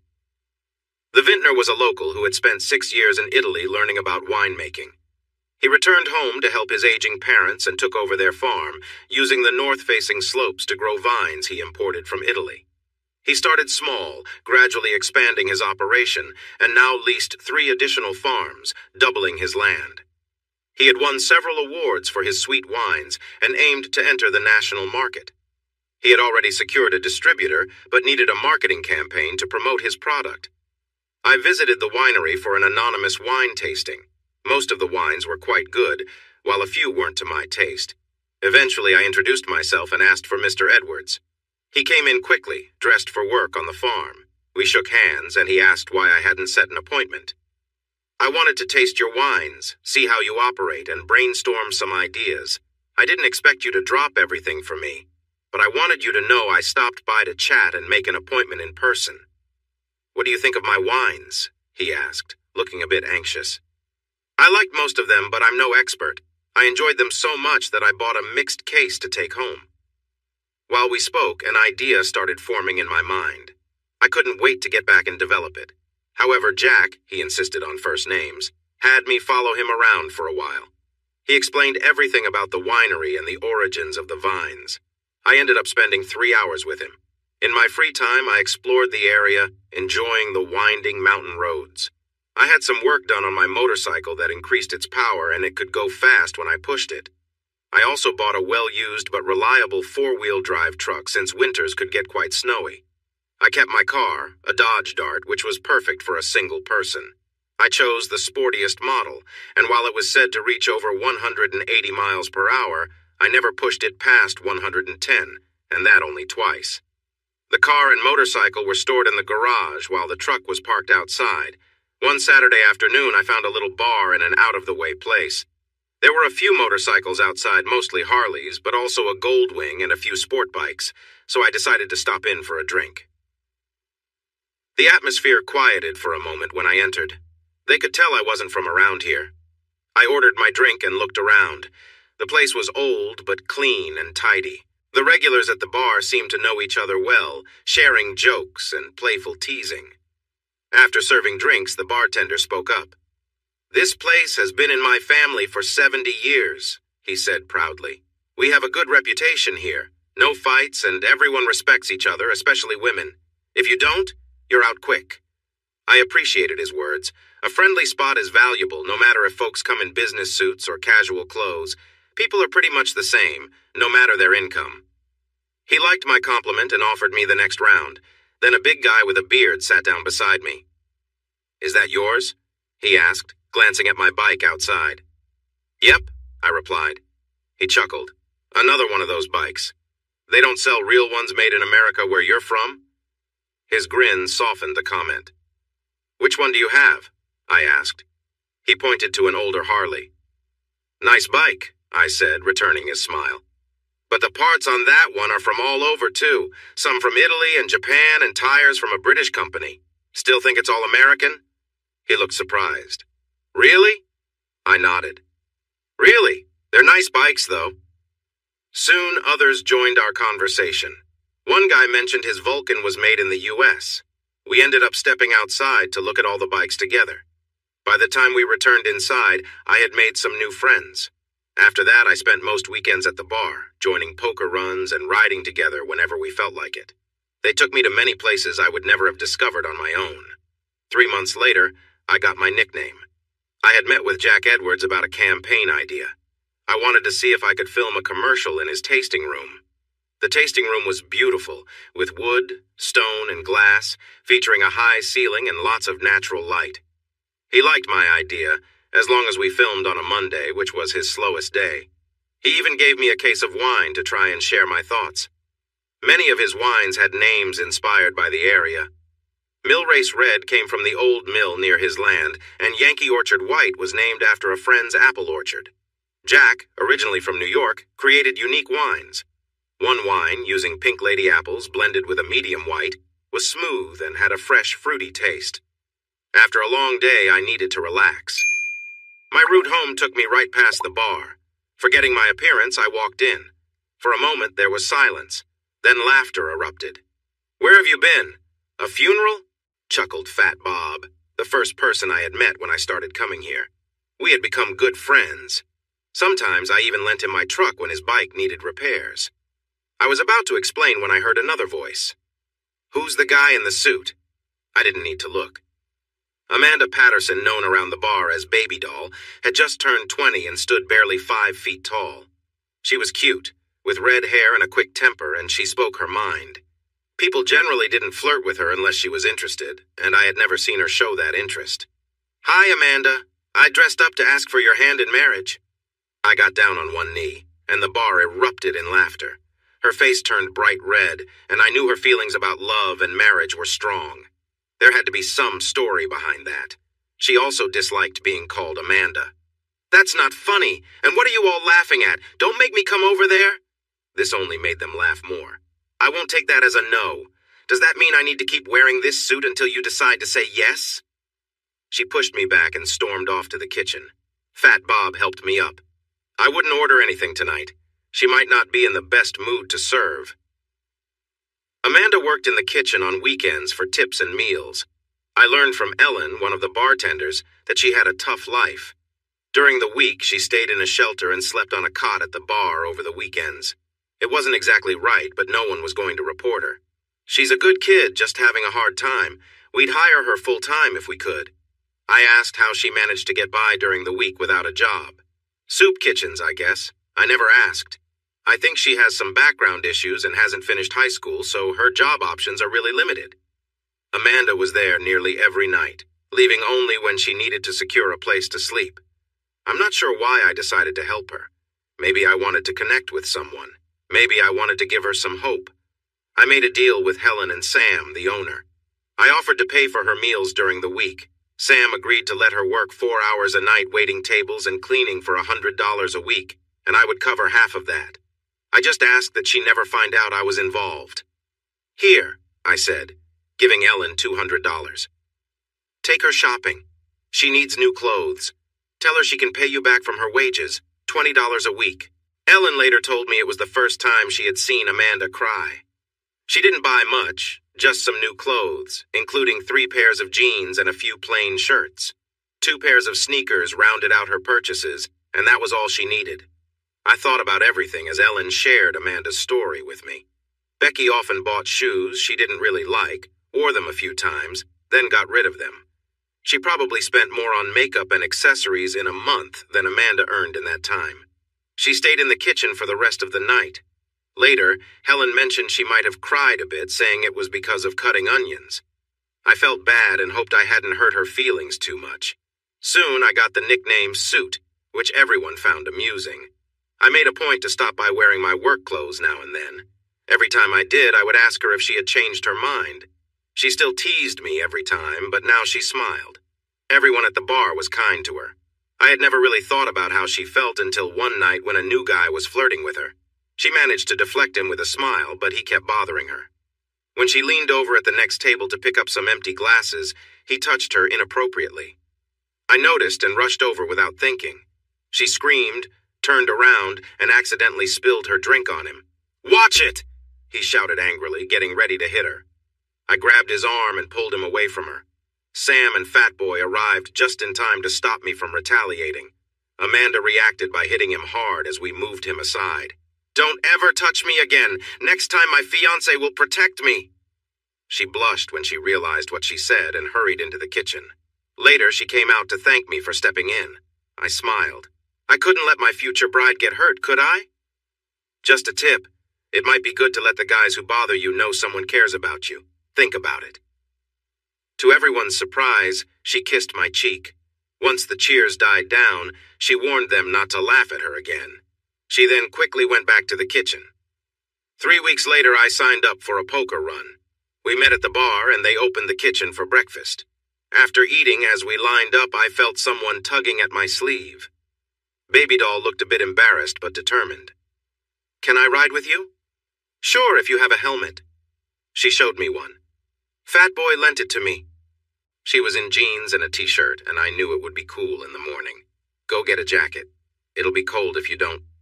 She lowered her head. I don't have one. I haven't needed it before. I sighed as she climbed on behind me. Have you ever been on a bike before? I asked. She nodded. Then you know you need to hold on. It won't be safe unless you do. Everyone knew she didn't like being touched, but she slowly wrapped her arms around my waist. I started off slowly until she began to relax. After a mile, I pulled into a Walmart. Why are we stopping here? She asked. To get you a jacket. I can feel you shivering. If you want, you can pay me back later. Or you can just accept it as a gift for coming along. Either way, we're not leaving until you're bundled up. She complained a bit, but I managed to get her a warm jacket, scarf, and gloves. The gloves earned me more grumbling. If you keep this up, I'll just leave you here, I teased. I don't want you catching a cold. Now how about a thank you? She smirked. Thanks, genius. If you want to waste your money, go ahead. Can we catch up with everyone now? We met up with the others at the next stop. By then, she was holding on tightly as we rode. Lunch was a stop at a nice buffet-style restaurant, but she looked like she'd wait outside by the bike. I leaned close and told her, get inside right now. If you don't, I'll carry you in. She gave me a look but followed, and once inside, she didn't hold back from enjoying the food. At the end of the day, we relaxed, and to our surprise, we won a small prize, a gift certificate for a motorcycle shop. I handed it to her, covering her mouth lightly when she started to object. When I let go, she stayed quiet, though her eyes were fiery. The ride back didn't go as smoothly. It started to drizzle, then rain harder. We were almost at my place just a mile away, so I turned toward my garage. Once we were parked, she got off the bike, threw the coat, gloves, and scarf on the floor, and stormed off. She looked upset and had clearly misunderstood. You think just because you bought me a few things that means something more? She shouted angrily, turning away. It took me a moment to calm down. I hopped in my car and drove after her. I spotted her walking fast in the rain, already soaked. I pulled over just ahead of her. Get in the car, Amanda. Leave me alone, she said, trying to walk past. I gently held her arm. You can either get in the car and I'll take you back to the bar or keep refusing, and I'll put you in the car myself. Your choice. She kept walking, but I guided her carefully to the car and opened the passenger door. After a moment, she slid in without any more argument. We had driven a mile in silence when she finally started to talk. I raised my hand. Don't say a word, or I'll stop the car right here and leave you behind. Got it? She nodded, eyes wide. I turned into a parking lot, opened her door and said, Get out, now. She got out, and I closed the door hard. I drove onto the highway, speeding away. I waited 3 weeks before I went back, making sure she was gone first. I handed Helen a coat, scarf, and gloves. These are for Amanda. She can use them or toss them. I really don't care. Helen and Sam looked surprised. Then Helen smiled and slapped my shoulder. What was that for? I said, rubbing my arm. That's for making us listen to her for 3 weeks. We didn't know what happened when you left. Then Amanda came in, went straight to the back and cried for 3 days. Her life hasn't been easy. She was mistreated and left behind when she was 15. She stayed in foster care until she turned 18 and was on her own. She got involved with someone who wasn't good for her. Take it easy on her, Suit. She doesn't know how to deal with kindness. It's new for her. She thinks if someone is nice, they want something from her, something she's not comfortable giving. Helen smiled again. She rushes to the door every time she hears a motorcycle, hoping it's you. She wouldn't admit it, but she has a big crush on you. It's gone from being angry to feeling sad. Be nice to her. Show up while she's around and say something kind before she loses her cool. I went to the bar the next night, driving my Dart and wearing a nice suit. Amanda, come out here! She peeked out from the kitchen, looking scared. Come on, baby doll. I just want to chat. She stepped out, ready to run. I had already spoken with Sam and Helen about my plan. Sam, tell her she's fired. Her face went white and Helen laughed. It's just for tonight, sweetie. You still have your job. That's right. You're still employed, just not tonight. We're going out. First, I'll take you somewhere that has good food. Hey, Sam and Helen said together, both laughing. Let me rephrase that.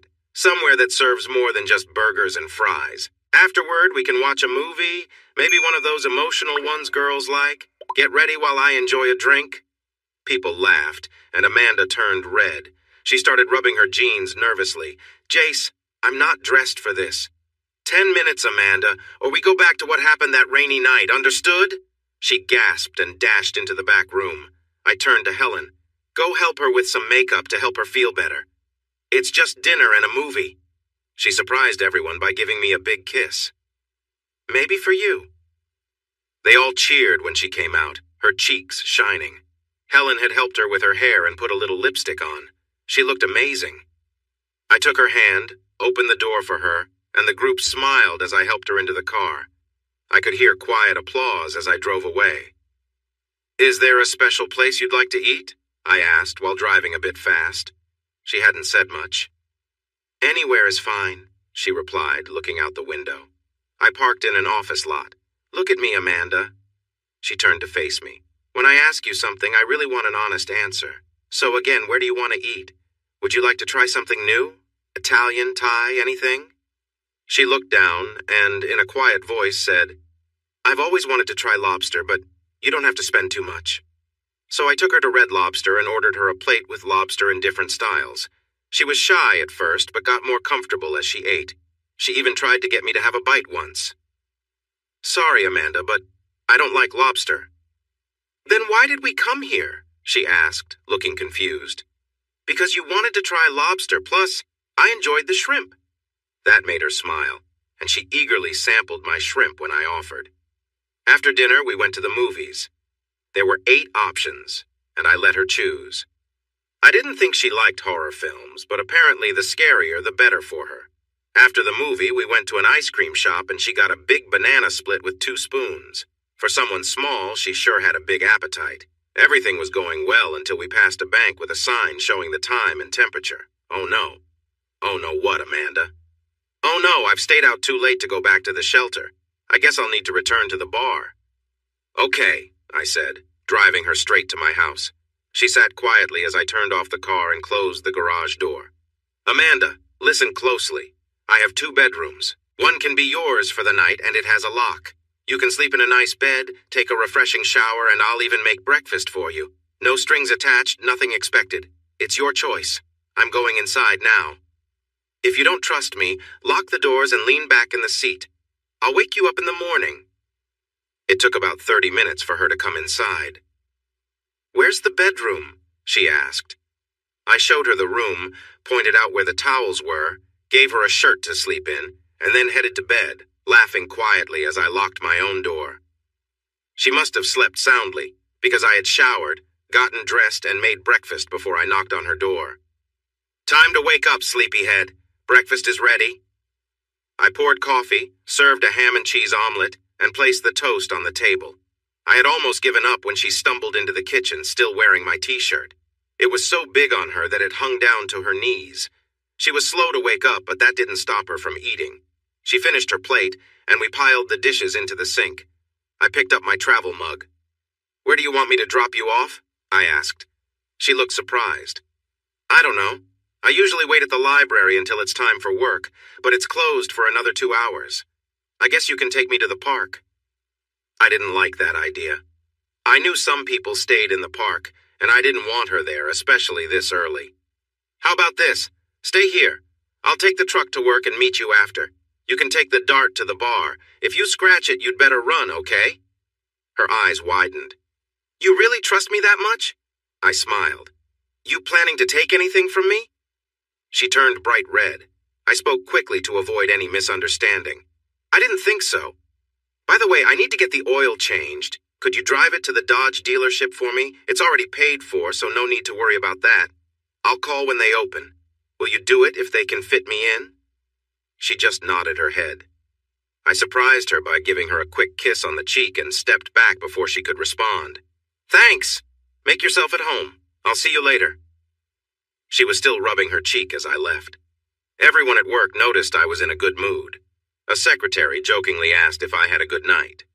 She had tried to get my attention when I first started, but I hadn't been interested. She was a little older than me, in her 30s. I finished pouring my coffee and turned to her. "Actually, I spent the night with a great girl who's nearly 10 years younger than I am. Remember that energy from back then? I'm lucky I can walk today, I said with a grin. I left her speechless, while the others laughed. She did take the truck for the oil change. When I came home to change, I was surprised at how clean everything was. It looked amazing. She must have spent a lot of time cleaning. I had called my friend Fat Boy, and he came by to take me back to my car. He was smiling widely. "What's up?" I asked. "You and her, huh? Is she as great as she seems?" he teased. I just smiled back. "You're quite the character, you know that? All she had last night was a bed alone." "If you say so," he replied, still smiling.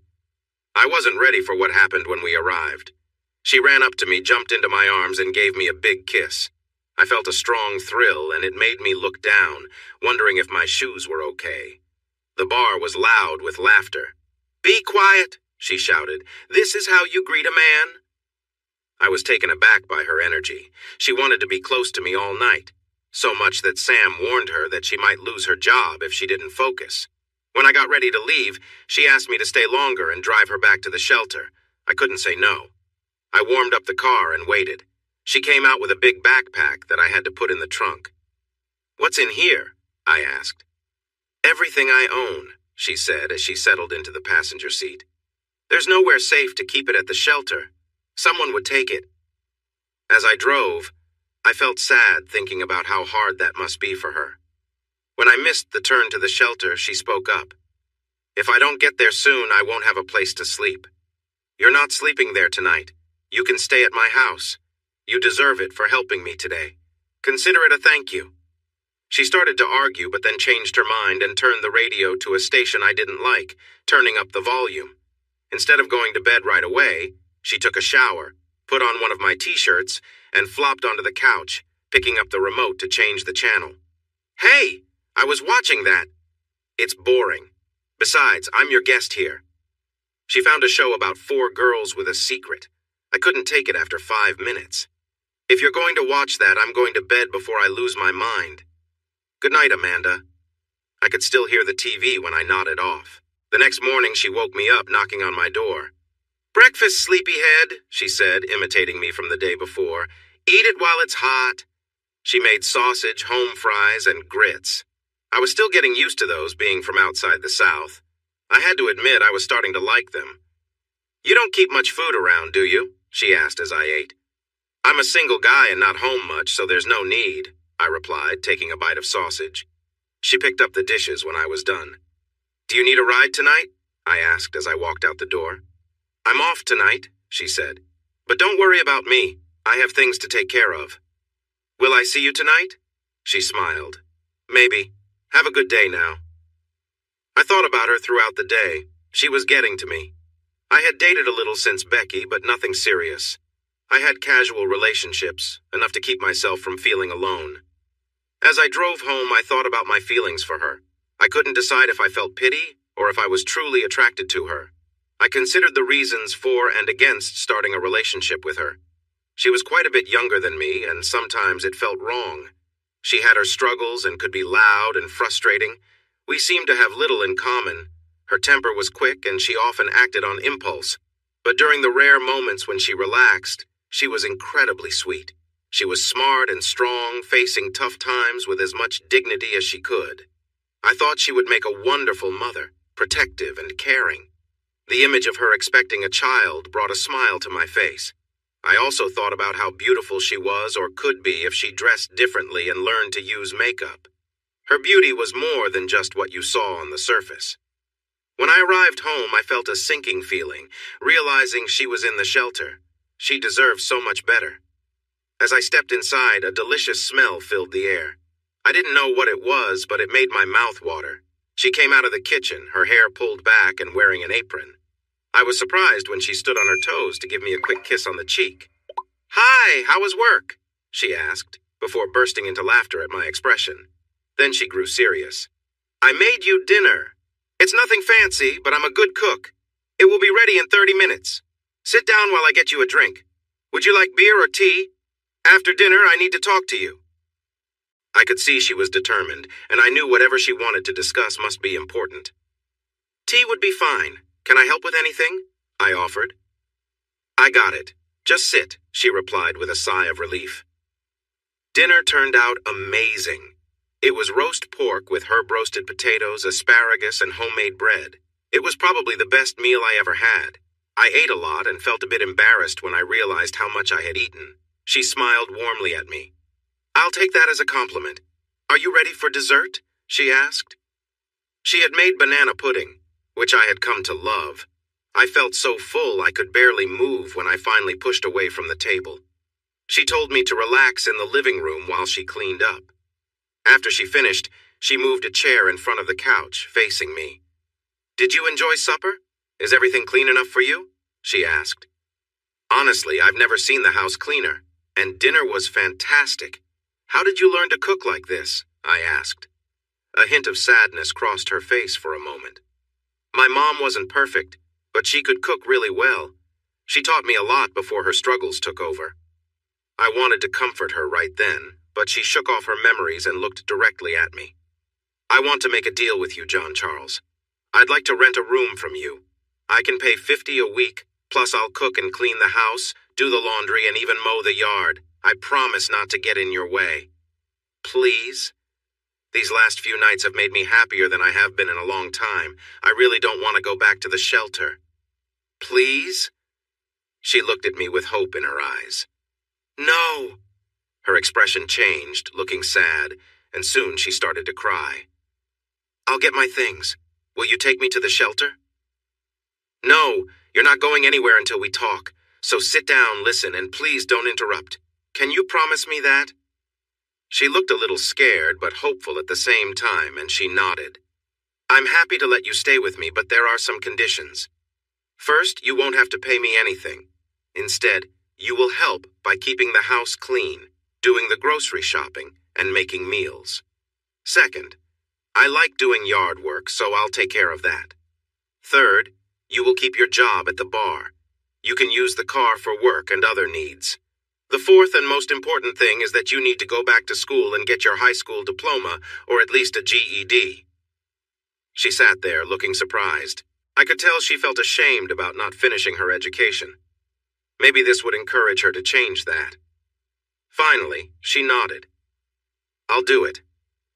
But will you help me with school? I'll need it. I relaxed and smiled. I'll do everything I can to help except actually do the work for you. Do we have a deal? She jumped into my lap for a brief moment and then quickly got back up when she realized. Sorry, she said, her face turning bright red. I smiled at her. I have one more request. You have to give me a goodnight kiss every night and one before I leave for work in the morning. No deal otherwise. She smiled again and held out her hand. Deal. We shook hands and started a new, exciting chapter of our lives. The next morning I asked her where the food had come from. She showed me the receipts. I paid her back and then gave her my debit card, telling her to buy food and anything else we might need. I couldn't stop smiling all the way to work, still feeling the warmth of the goodbye kiss. Nothing could wipe the smile off my face that day. Gail was in a bad mood again. It seemed like my happiness bothered her. Did you see that girl last night? She asked. Yes, I did. She moved in last night. You should find someone too, Gail. It might help you feel better. The look she gave me as I left was not friendly at all. The guys at the bar teasingly gave me a hard time, but they were smiling. Sam shook my hand and Helen gave me a quick kiss on the cheek. You're a good man, Suit. I knew she would get you sooner or later. We're just roommates, Helen. There's nothing going on. She just smiled wider. If you say so. When Amanda saw me, she smiled so much I thought her cheeks might hurt. I was about to order a burger when she stopped me. Your dinner is in the fridge. Just microwave it for 3 minutes. I hope you like it. I had one beer, played a game of pool, and then went home to enjoy a nice meal. She finished work at 9:30 when the kitchen closed and was home by 10. She went straight to the shower. I smelled bad, she said when she came out wearing a robe and a towel on her head. What's on TV? So we settled into a comfortable routine. I took care of the yard and washed the cars while she handled the housework. She cooked most of our meals, but I made sure to take her out to eat or grill for her once a week. On Sundays, if the weather was nice, we would ride our bikes, either alone or with friends. She got a new nickname, Mrs. Suit, which she complained about but smiled while doing it. When her 21st birthday came, I surprised her with a party at a bar. She even received gifts. Soon she was in tears, which was unusual for her. She amazed everyone by hugging them to say thank you. I gave her a day at a spa which included hair and makeup, plus a gift card for a nice store. "I'd love to see you in something else," I said with a smile, and she blushed. Helen told me it was time to step up and commit to her. "I don't know how she feels about me," I admitted. "Then you're really missing out. She loves you, but she doesn't know how to show it. You need to help her understand. It will be worth it." "How do you know all this?" She hugged Sam when he walked over. "Because 15 years ago I was in her place. Then I met Sam and it took time, but he opened my heart and showed me that there are good men out there. I just hadn't found one until I met him. I was with a rough crowd for 3 years. They treated me badly and I accepted it because I thought I deserved it. They hurt me so much I couldn't have children. He loved me anyway. How could I turn away from that? Our age gap is bigger than yours and Amanda's, but we made it work. Take the next step, Suit. You won't regret it. From what you said, she's nothing like your past." I had shared a little about Becky and me 6 months ago when we had them over for dinner while Amanda ran to the store. She was doing really well in school. With my encouragement, she decided to aim for a full high school diploma instead of a GED. We figured it would take another 2 months for her to graduate. They had graduation ceremonies twice a year to celebrate everyone's achievements. Some of the graduates were in their 60s, but most were like Amanda, kids who had gone off track. I promised her a party for when it happened. I was amazed when she wore my birthday gift. She had on a lovely sundress, bright white, with earrings and a necklace. I had never seen her wear jewelry before, and shoes with 3-inch heels. Her hair was styled beautifully, flowing down her back. She looked so stunning it made my heart swell. "What do you think?" she asked, spinning around. "Did you get your money's worth?" I said the first thing that came to mind. "All they did was make a diamond shine. You've always been this beautiful. The man who wins your heart will be the luckiest person in the world." She stopped spinning around, tears in her eyes, and ran to her room. What had I done now? The following week, she came home from school excited. "What's up?" I asked, happy to see her in a good mood. "I got asked out by a really cute guy. We've been talking for about a month." It felt like a heavy weight dropped in my chest. "Oh," was all I could say, turning away. She quickly reacted. "That's all you have to say?" "Oh." I felt defensive. "What do you want me to say? You seem happy about it, and you've been flirting for a while. Why would I get in the way?" She slammed her door as she went into her room. Sighing, I realized this had been happening a lot lately. I would have to fix the door if she kept this up. I knocked, but she wouldn't answer. Giving up, I got a drink and sank into my thoughts. By my third drink, I found myself wondering about relationships before drifting off. I woke up when she gently shook my shoulder. "What?" I asked, trying to wake up. "We need to talk." Her words made me alert. Nothing good seemed to follow that phrase. "Do you like me?" I couldn't understand her expression. "Yes, I do," I replied honestly. "How much?" "I don't know what you mean, Amanda. Can you help me understand?" She hit me lightly. As I rubbed my cheek, she began to explain. "Are you asking if you love me? Not as a friend, but in a serious way? Because I've loved you for a long time, and I feel like you haven't noticed. I know I'm younger, I don't have much experience, I can be loud and a bit jealous, but that's just part of me. I can't take this anymore. It hurts. If you don't love me, I'll leave." I stopped her by kissing her gently. "Whoa now," I said. "Are you trying to push me away? Because it's too late for that. What you think you lack doesn't matter. You have something much more important. You have my heart." She seemed to brighten when she heard that. Once she settled, she curled up in my lap, letting her feelings out until she fell asleep. Did we rush into her room and get carried away? No. She needed comfort, so I held her until she felt better, then took her to my bed and tucked her in. I went out onto the back deck, watching the stars and thinking about what might happen next. I was outside for over an hour. When I returned inside, she had put on a shirt and crawled back into bed. When I lay down, she cuddled into my arms, murmured something that sounded like "love you," and dozed off again. I held her for a long time, enjoying her presence before finally falling asleep myself. I woke up alone to the smell of breakfast. She was busy in the kitchen, making everything just right. I surprised her by lifting her off the ground and kissing the back of her neck. She laughed softly, shaking her head. "Let me go, or breakfast will end up burnt," she teased. After breakfast, with no rush to be anywhere, we settled in for a long talk. She relaxed beside me, then looked thoughtful. "Jace, I want you to know I care about you a lot," she said gently. "But please be patient with me. I've been through a lot." Slowly, she began to share her past. She had been happy as a child until she lost her dad when she was 10. Afterward, her mother struggled, sinking into depression and making poor decisions. Eventually, she turned to alcohol, and their home life grew chaotic. Things got worse when her mother remarried and had various boyfriends, one of whom tried to harm her. She managed to defend herself and told her school, which led to her being placed in foster care. She spent her teenage years between foster homes and juvenile facilities. Desperate to see her younger sister, she once took a car without permission, landing herself in more trouble. Finally, at 18, she was on her own. She ended up in an unhappy relationship out of necessity. Her partner was controlling, and eventually he tried to push her into making money in harmful ways. She left, eventually finding her way to a new town, hoping for a fresh start. Hearing her story, my heart went out to her. "I want to be close to you, Jace," she said, her voice soft. "But it's hard for me sometimes. Will you help me?" Over time, I supported her however I could, including helping her find a therapist. We grew closer, gradually building trust. Months later, our relationship felt natural and safe, and she seemed more comfortable. One evening, after a light-hearted dinner and some wine, she opened up even more, and we shared a gentle, heartfelt moment together. We took things slowly, respecting each other's boundaries and enjoying the closeness we'd built. The evening was filled with warmth and laughter, and it marked a turning point in our journey together. From then on, our connection grew even stronger, built on trust, understanding, and a shared sense of healing and hope. I could easily get used to this kind of wake-up call. "Will you do that fun thing again for a while, then let me drive?" She laughed and smiled at me. 5 minutes later, we were enjoying our time together, laughing and playing around. We decided to skip riding our bikes that day since sitting would be too uncomfortable for her.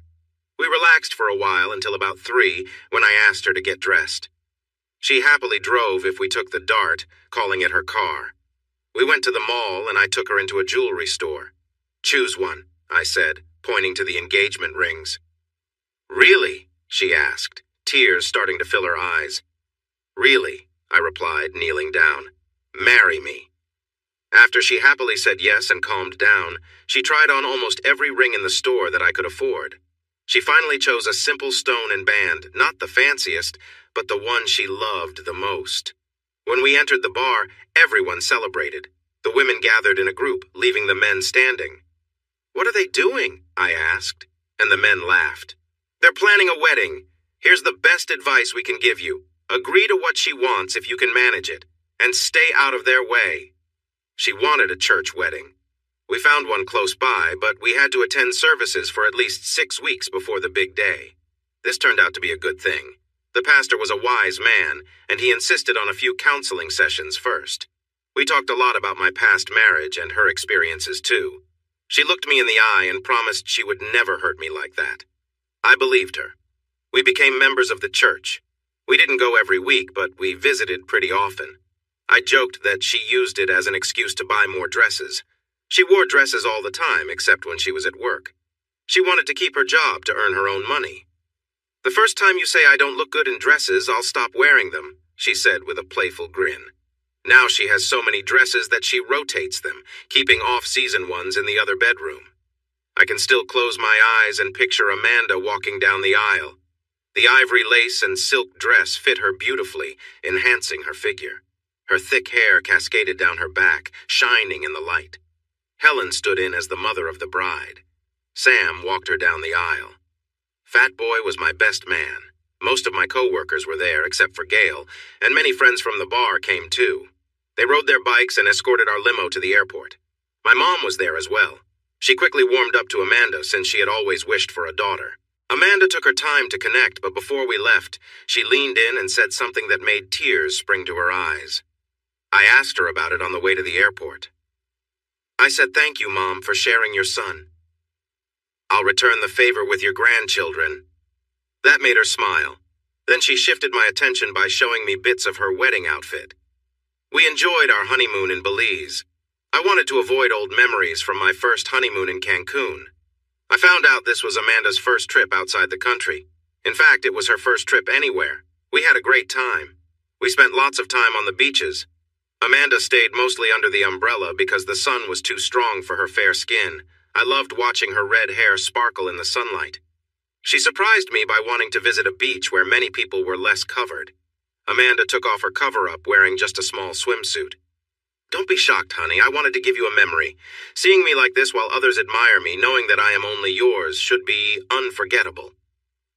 I had to jump into the water often to distract myself. It was warm, but it didn't really help. Amanda's figure was small but well-shaped, making everything about her look appealing. I noticed other people watching her, even one wife nudging her husband out of surprise. That night, we tried to connect deeply. It was intense, and we were both exhausted afterward. 6 wonderful months passed. I encouraged her to leave her job at the bar to stay home with me. She wasn't thrilled at first, but she did it. There was a secret smile I recognized on her face. I knew she was up to something. To keep herself busy, she returned to school for a degree in hospitality and food management. I supported her, even if I didn't completely understand her choice. One day she called me at work, sounding anxious. "Honey, you need to come home right now. It's important." I hurried home. She was pacing, looking worried. She rushed into my arms, and I had a sinking feeling. I got concerned when she asked, "Honey, do you love me? Do I even need to answer that?" She relaxed a bit and took my hand. "I need to tell you something and ask you something. Just listen to me first, okay?" She had been searching for her sister for weeks, hoping to connect. Her sister was 12 now, and Amanda hadn't seen her since she was 4.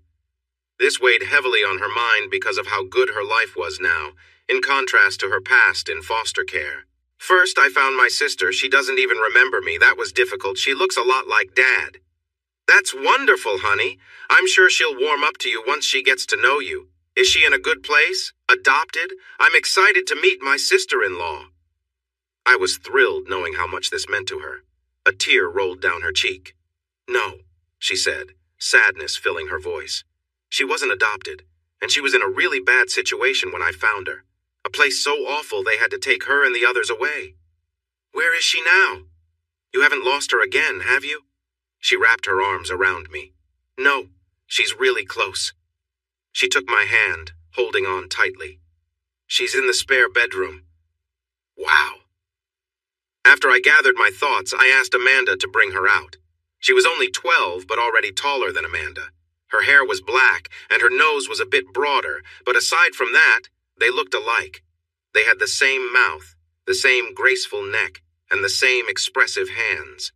Amanda introduced us. I went to give her a hug, but she stepped back, so I offered my hand instead. "It's nice to finally meet you, Celeste. Amanda talks about you a lot. Where has she been while I was living in that awful place? Why didn't she come for me sooner? I could have been here years ago."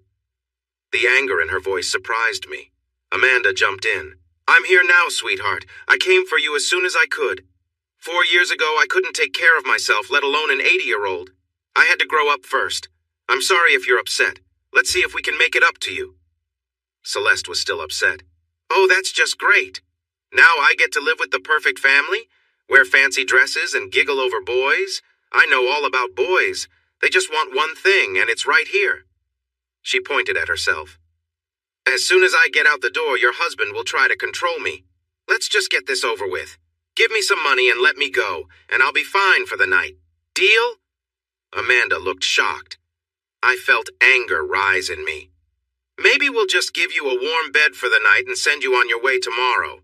If what you had was better than what we offer, go for it. Actually, I haven't offered you anything yet. Here's the deal. If we talk it over and decide we want you to stay with us, you will speak nicely and behave. My wife is the most important person in my life, and I won't let her be hurt because of your past. She's had her struggles, too. Listen to her story sometime and see if you can understand. Are we clear?" She paled and stepped back from me, but soon she found her courage again. I don't need a father figure. I don't need a sister or a mother. I don't need anything from either of you. Understood. I turned to Amanda, pulling her into a hug. She began to cry. I gently stroked her hair. I'm sorry, sweetheart. I know how much you wanted this. It seems it might be too late. It's not your fault, okay? It is not your fault. Maybe one day she'll understand that. I stepped back and looked at both of them. I'm going to start the grill. You two talk and see if you can find some common ground. Celeste, you're here for at least the night. I expect you to be polite. And please stop using bad language. While I set up the grill and cooked, I left the curtain open just in case. I could hear the arguing and see Amanda in tears. It made me very sad. Then Amanda said something that made Celeste cry and they started hugging. Maybe there was hope after all. Dinner was quiet, but there were no big arguments. Celeste ate 2 steaks and 2 big baked potatoes. She even helped Amanda clean up the dishes afterward. When they came back to the living room, they told me they were going out for about an hour to pick up some things. I guessed it was clothes for Celeste. While they were gone, I thought about a society that treated children like they didn't matter. When they returned, Celeste was actually laughing. She even said goodnight to us after showing off her new pajamas with feet. After she fell asleep, Amanda and I talked in bed. Can we keep her, at least for a while? I promise to take care of her. You won't even notice her. I let out a small laugh. I doubt that. Okay, she can stay for now, but she needs to behave. Thank you, darling. I knew I could count on you. The state agreed to give Amanda custody. She was in a stable marriage, lived in a nice area, and had good references from Sam, Helen, and others. Plus, they wouldn't have to pay anything. They were surprised when I asked about her Social Security money. No one had applied for it. I hired a lawyer, and he took care of the paperwork. Once it was done, they had to give all the money she was owed for the past 8 years to us as her guardians. She would also receive $700 each month until she turned 18. We put that money into a college fund. She could use it when she was 18 if she went to school. If she didn't, she would get it all when she turned 21. If she was careful, it would cover almost all of her college expenses. Celeste wasn't as thankful as we hoped. She complained that she should get the money sooner to buy a car. That's almost 4 years away. Let's see what happens between now and then. I took on the role of the strict one to make it easier for Amanda. Celeste really didn't like it, but knew better than to try to make us argue. The first time she tried, she got grounded for a month. She was falling behind in school because she wasn't paying attention. At first, she refused help from me, but Amanda made her accept it by offering rewards for good grades. That helped her start to listen. During this time, I was doing really well at my job. The campaign for the winemaker was a big success and led to better opportunities. My boss was worried I might leave since I had other offers. So, he made me a deal. I could buy into the company and he would match every percent I bought up to 7. Based on current values, I could afford to buy about 1% a year. In 7 years, I could own 14% of the company. Amanda and I talked it over and decided it was a good idea. We both liked it here. Celeste ran away twice. The first time, she was missing for several days before they found her at a bus station in another state. Amanda cried the entire time she was away. When she returned, she looked determined and upset. I waited for a moment when we could be alone to speak with her directly. You know, you have a chance to be a good person if you let yourself. You're smart, and you can see what life on the streets could offer you. A tough, unhealthy life where you might not make it to 30. Is that truly what you want? Here's the truth. If you run away again, you might not come back. In 3 years, you'll be 16. I'll pay for your freedom, give you your money, and wish you the best. But my wife is tired of worrying about you. Do you understand? I think I frightened her. 6 months later, she didn't come home from school. When she did return, she found the doors locked. Luckily, Amanda wasn't there. I opened the door and spoke through the screen. I've already packed your things. You can come in and wait for the social services people. I called them already. They should arrive in about 45 minutes. I opened the door and let her inside. She sat on the couch, rocking back and forth. Soon she was crying and begging. Please, please don't send me away. I'll be good, I promise. I didn't mean to leave. I got scared when I got caught for skipping class. They suspended me for 3 days. It will hurt, Amanda. I didn't know what to do.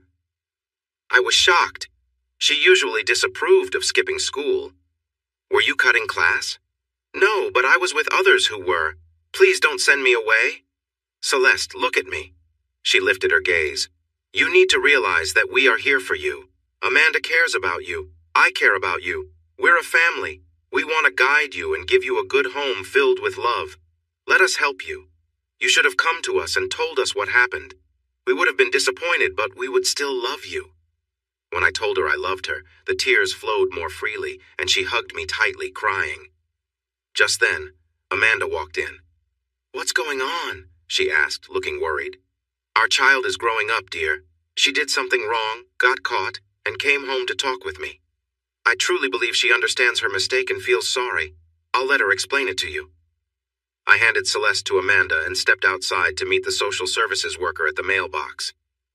Hi, Denise. Sorry for the trouble. It wasn't an emergency. She got caught for something minor and received a suspension. She was scared to come to us. Amanda is inside with her now, talking it through. Denise sighed. I should check in, but I trust you. I can head home to make dinner for Fred, and we can eat together for a change. Thanks, Denise, I replied, feeling a bit guilty for taking her time. Why don't you and your family come over on Sunday? I was thinking about roasting a couple of Boston butts. That sounds nice, Jace, but it's homecoming at our church. There's going to be a big meal. Why don't you all come instead? There's a friendly competition among some of us to see who can bring in the most guests. You guys could help me out.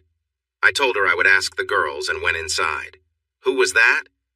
It was Denise, sweetie. She saw me outside and invited us to homecoming. Do you all want to go? I wouldn't mind. They have that new young reverend. He's kind of nice. I'll call her and ask what I should bring. Celeste was watching me with a smile. I tried to look serious, but couldn't keep a straight face. She jumped off the couch. I know I'm grounded for a month, but can I still go to church? Bobby Smith goes there, doesn't he? Celeste, you're 13. You have plenty of time for that. Much later, with you two together, it might cause a stir. They both laughed, and Celeste said, Men, before going to help her sister with dinner. At that moment, I felt reassured that my little family would be just fine. This week had been a big one for us. Celeste made the honor roll for the first time and was set to start learning to drive over the summer. Just the thought of her driving at her age made me a bit anxious. Amanda graduated tonight, holding her diploma like it was a treasure. She even got to give a little speech that moved everyone. She spoke about her childhood and how far she had come thanks to someone who always believed in her. She thanked me for being the best husband and Celeste for being a wonderful daughter. Have faith, have hope, believe in yourself. You might not be as lucky as I was, but you'll grow as a person from trying. The next day, we threw a cookout for her, and our home was packed. Mom came down to celebrate with us. Our friends from the bar, most of my co-workers, including my boss, Denise from DSS, and unexpectedly, Jack Edwards and his wife also came. I thought they were still in Italy. After everyone else left, they stayed behind to take Celeste for the weekend. They had married late and didn't have children. June took a liking to Amanda and treated her like the daughter she never had. When Celeste was born, she was thrilled. She took Celeste for a weekend each month so Amanda and I could have some time to ourselves. June always returned Celeste with at least one new outfit. Mom got involved too, so Celeste was hardly home during the summer. I would complain about it, and then they would all attack me playfully.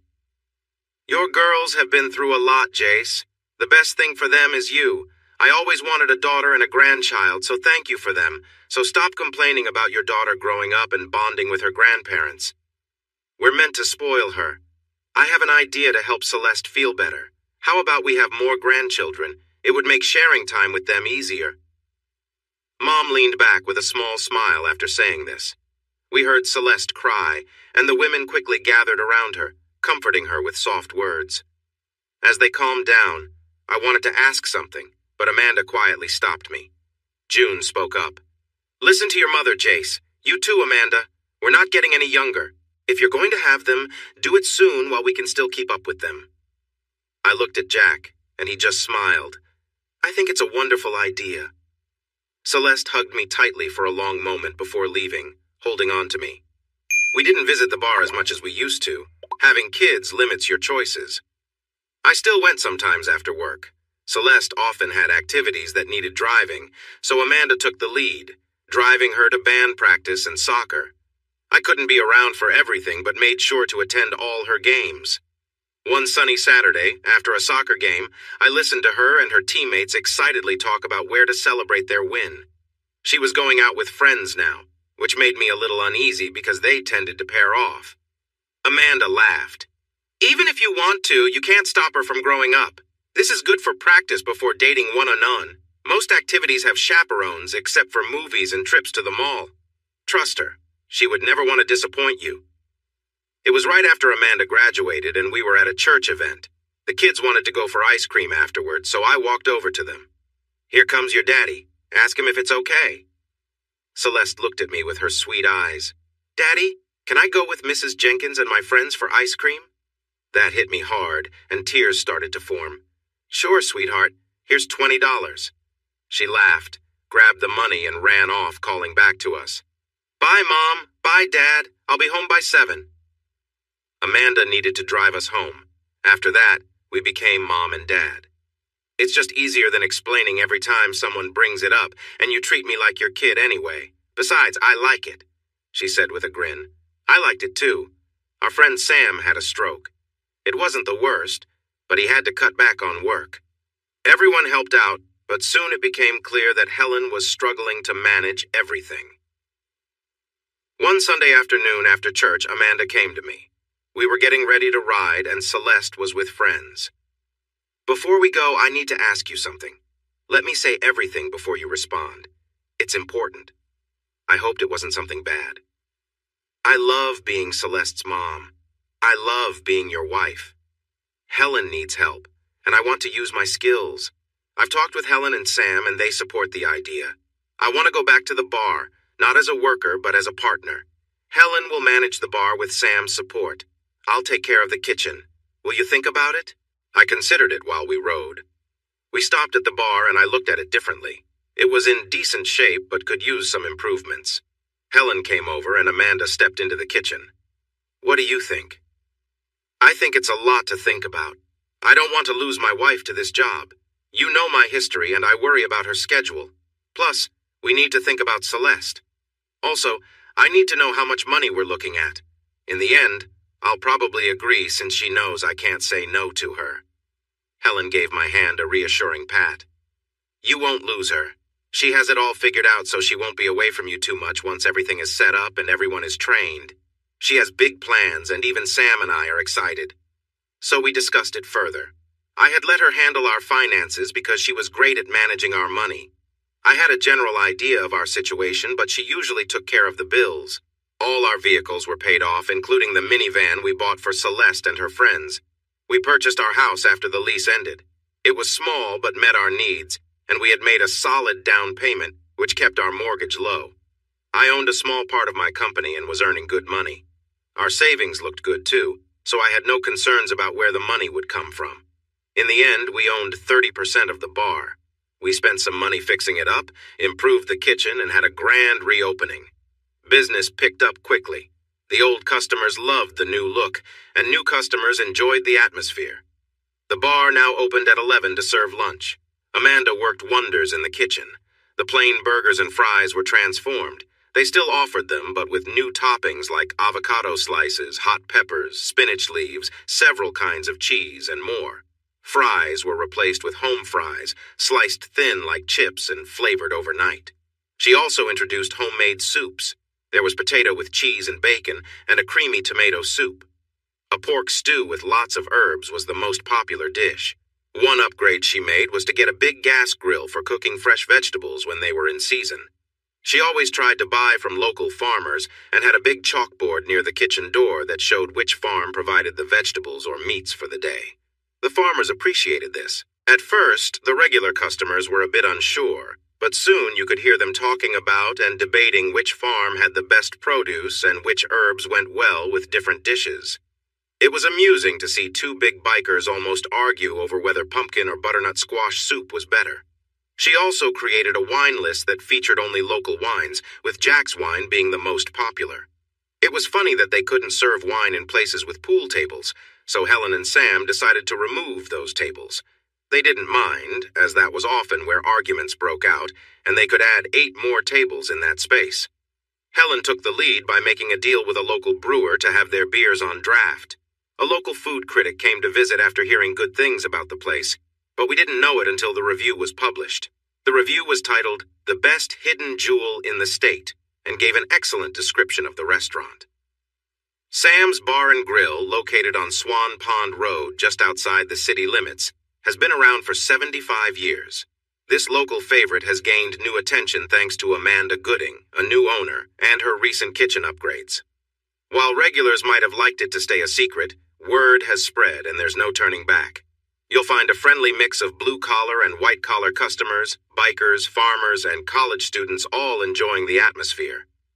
The only time I heard raised voices was when 2 patrons disagreed about which herb should stand out in the pork stew, rosemary or basil.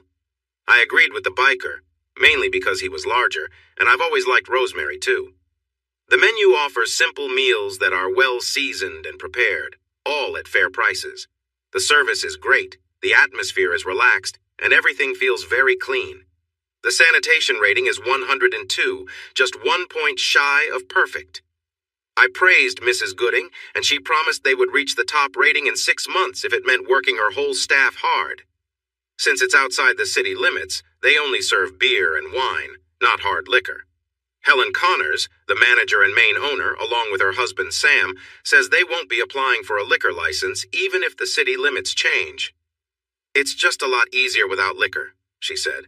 "The bar looks like an old saloon, offering local and national beers and wines. The staff knows their drinks well and can easily explain the difference between a Pilsner, a lager, a Bock, a dry white wine, and a sweet red wine. It might be a bit out of the way, but it's worth the journey. I have been there 3 times and had 3 different meals, and each time I was happy with the quality, amount, and service. Also, you must try the banana pudding. It's my favorite, and it's the best I've ever had," he said. Helen and Amanda exchanged smiles. "I didn't know who he was," Amanda said. "I just thought he was an observant customer who knew a bit." Celeste and I liked to eat dinner there on the nights Amanda was working. She usually arranged her break to join us. Celeste wanted to work there too when she was old enough, and I was fine with that. The place was lively, filled mostly with families, while most of the drinking took place at the bar. Thursday nights were busy with bikers from the local Harley owners group and others on various bikes. They wanted to hold their meetings there, but we didn't have a private area.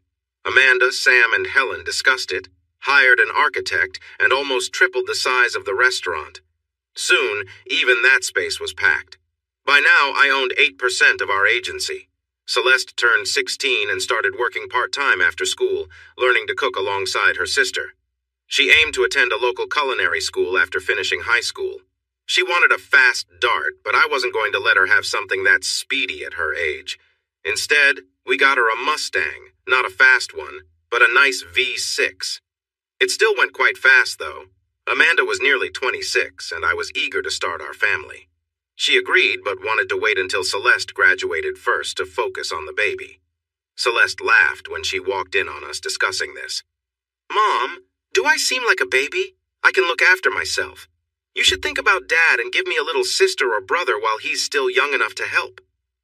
I thought she made a good point, but Amanda just laughed and said we would talk about it later. Our business was growing too. My advertising for Jack brought in a lot more customers, especially in the local drink industry. We started working with 2 more wineries and 3 breweries, and were in talks with a local distillery gaining some attention. I was at a regional conference when I saw an old friend I hadn't met in nearly 6 years, Ada. She was still beautiful, and her maturity added to her charm. I spotted her first and walked up behind her. "Still worried about color lines? I got tired of waiting for you, but there are a lot of guys here who are really interested," I said, giving her a warm hug. At first, she was surprised, but then she hugged me back when she realized who I was. "Jace, it's so good to see you. How have you been? Where have you been? You just vanished from my life, and I've missed you. There were times I could really have used your advice and someone to talk to." We found a table and chatted for an hour. She told me she was divorced because her husband had been unfaithful, and she had found out. He didn't care about the rules about who he could be with. It was a surprise to see him with someone so different from me. I found out and he promised it was over.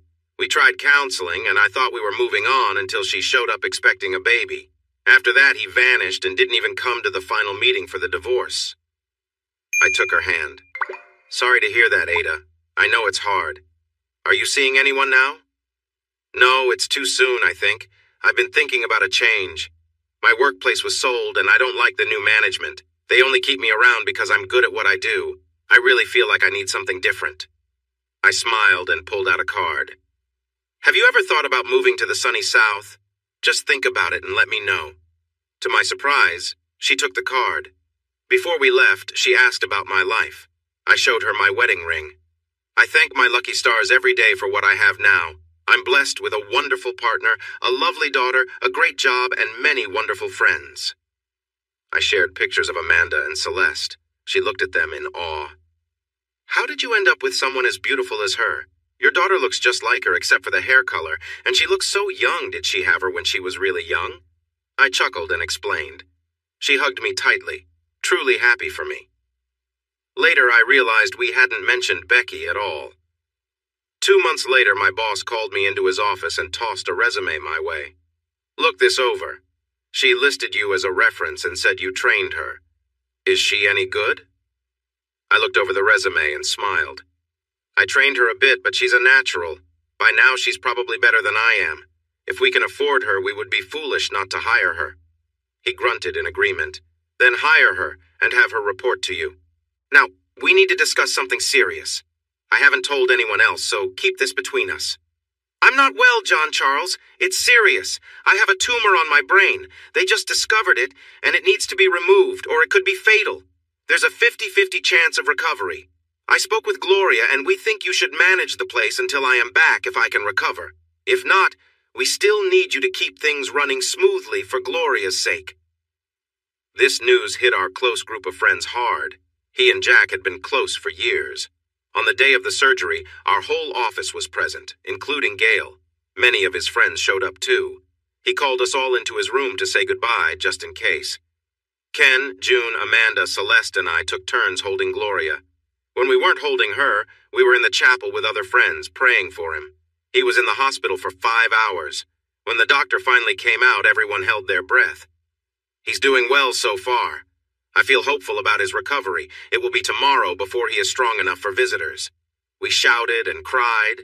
We thanked the doctors and God. Ada fit right in and became my closest friend.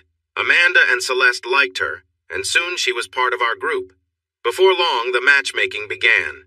Married women like to think about their single friends.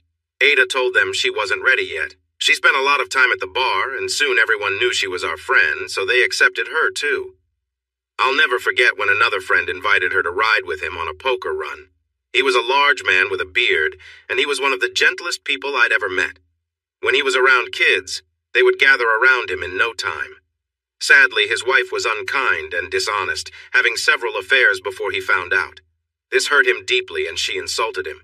Her new boyfriend tried to disrespect him, which was a big mistake. Sam and I stepped in to help him, got him a lawyer, and handled the situation, but the damage was done. 18 months later, he still hadn't thought about dating. To our surprise, Ada agreed to go on a date with him first to get to know each other. It must have been a great date because they both looked so happy during the poker run. 8 months later, she was wearing an engagement ring and was 3 months pregnant. My life took another turn when a woman named Alice Johnson contacted me about a campaign. She had everything planned out, which made me hesitate. Clients often have their own ideas, and some are so attached that they insist we follow their way. I usually suggest they work with someone else, as they often don't understand why things go wrong. Alice was a personal manager who specialized in fighters.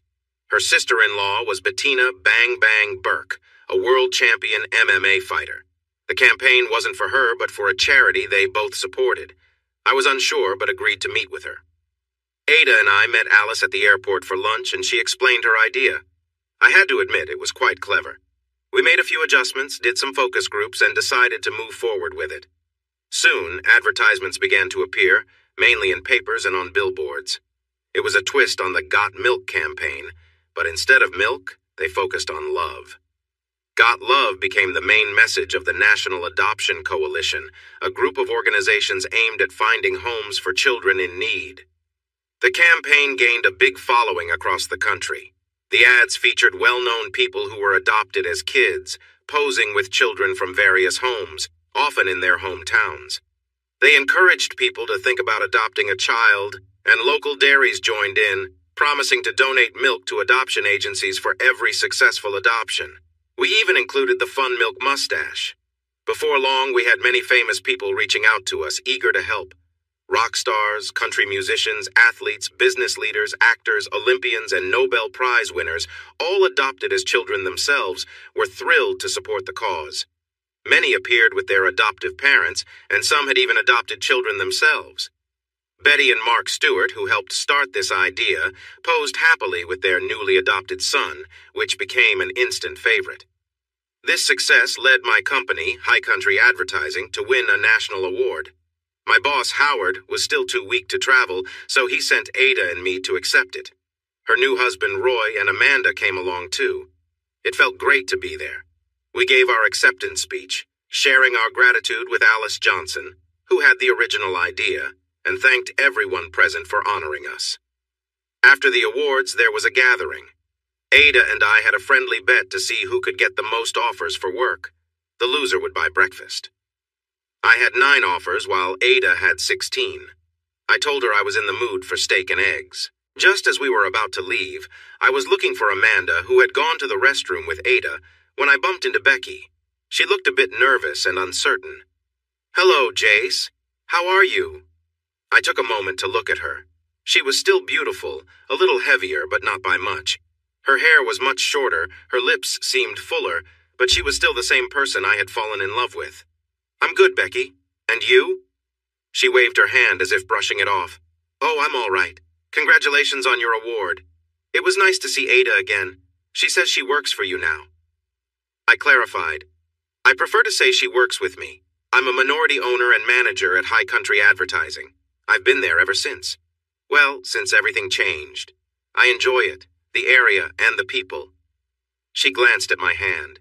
"It seems you have someone special." I smiled and rubbed my ring. "Yes, I do. Looks like you found someone too." She had a sparkly ring on her finger and fidgeted with it. "I have, and I'm happy. But Jace, late at night when you're next to her, do you ever think about me? If you had just forgiven me, we might still be together." I sighed. "I used to think about you a lot.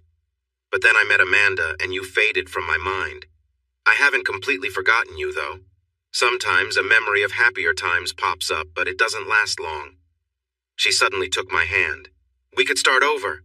I would leave him right away if you'd take me back.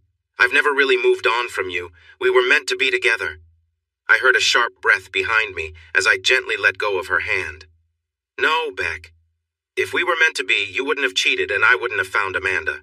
Amanda shows more love and loyalty than you ever did. I'm sorry, Becky. I hope you find happiness." As I started to walk away, I felt a small hand slip into mine. "Who's your friend, dear?" Amanda asked with a calm smile. "This is Becky, someone I knew from my old town. Becky, this is my wife, Amanda." They didn't shake hands. Instead, they just looked at each other. I noticed Becky in her 30s and dressed in a simple black dress, and Amanda at 26 with her bright green gown that matched her eyes and her flowing coppered hair. I felt very lucky. Amanda turned to me with a smile. "Sweetheart, I know it's early, but could you take me back to our room? I'm feeling a bit unwell." She paused, covering her mouth and giggling. "Oops, I meant to surprise you tonight. Too late for that. Congratulations, honey, it's a boy." I think I heard someone gasp behind me, but the only thing that mattered was Amanda right in front of me. I hugged her tightly, kissing her and feeling overwhelmed with joy. She had to tap me on the back to let go. There was a big celebration at the bar.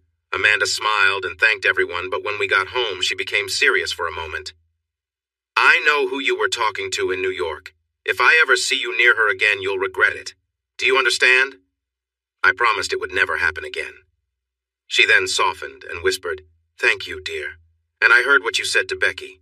It was sweet. Just so you know, I still want to chat with her." Hey, everyone. Thanks for watching. Don't forget to subscribe and turn on notifications so you won't miss any of the exciting stories we have coming up. What do you think about the characters in this story? Let us know in the comments. We'd love to hear from you.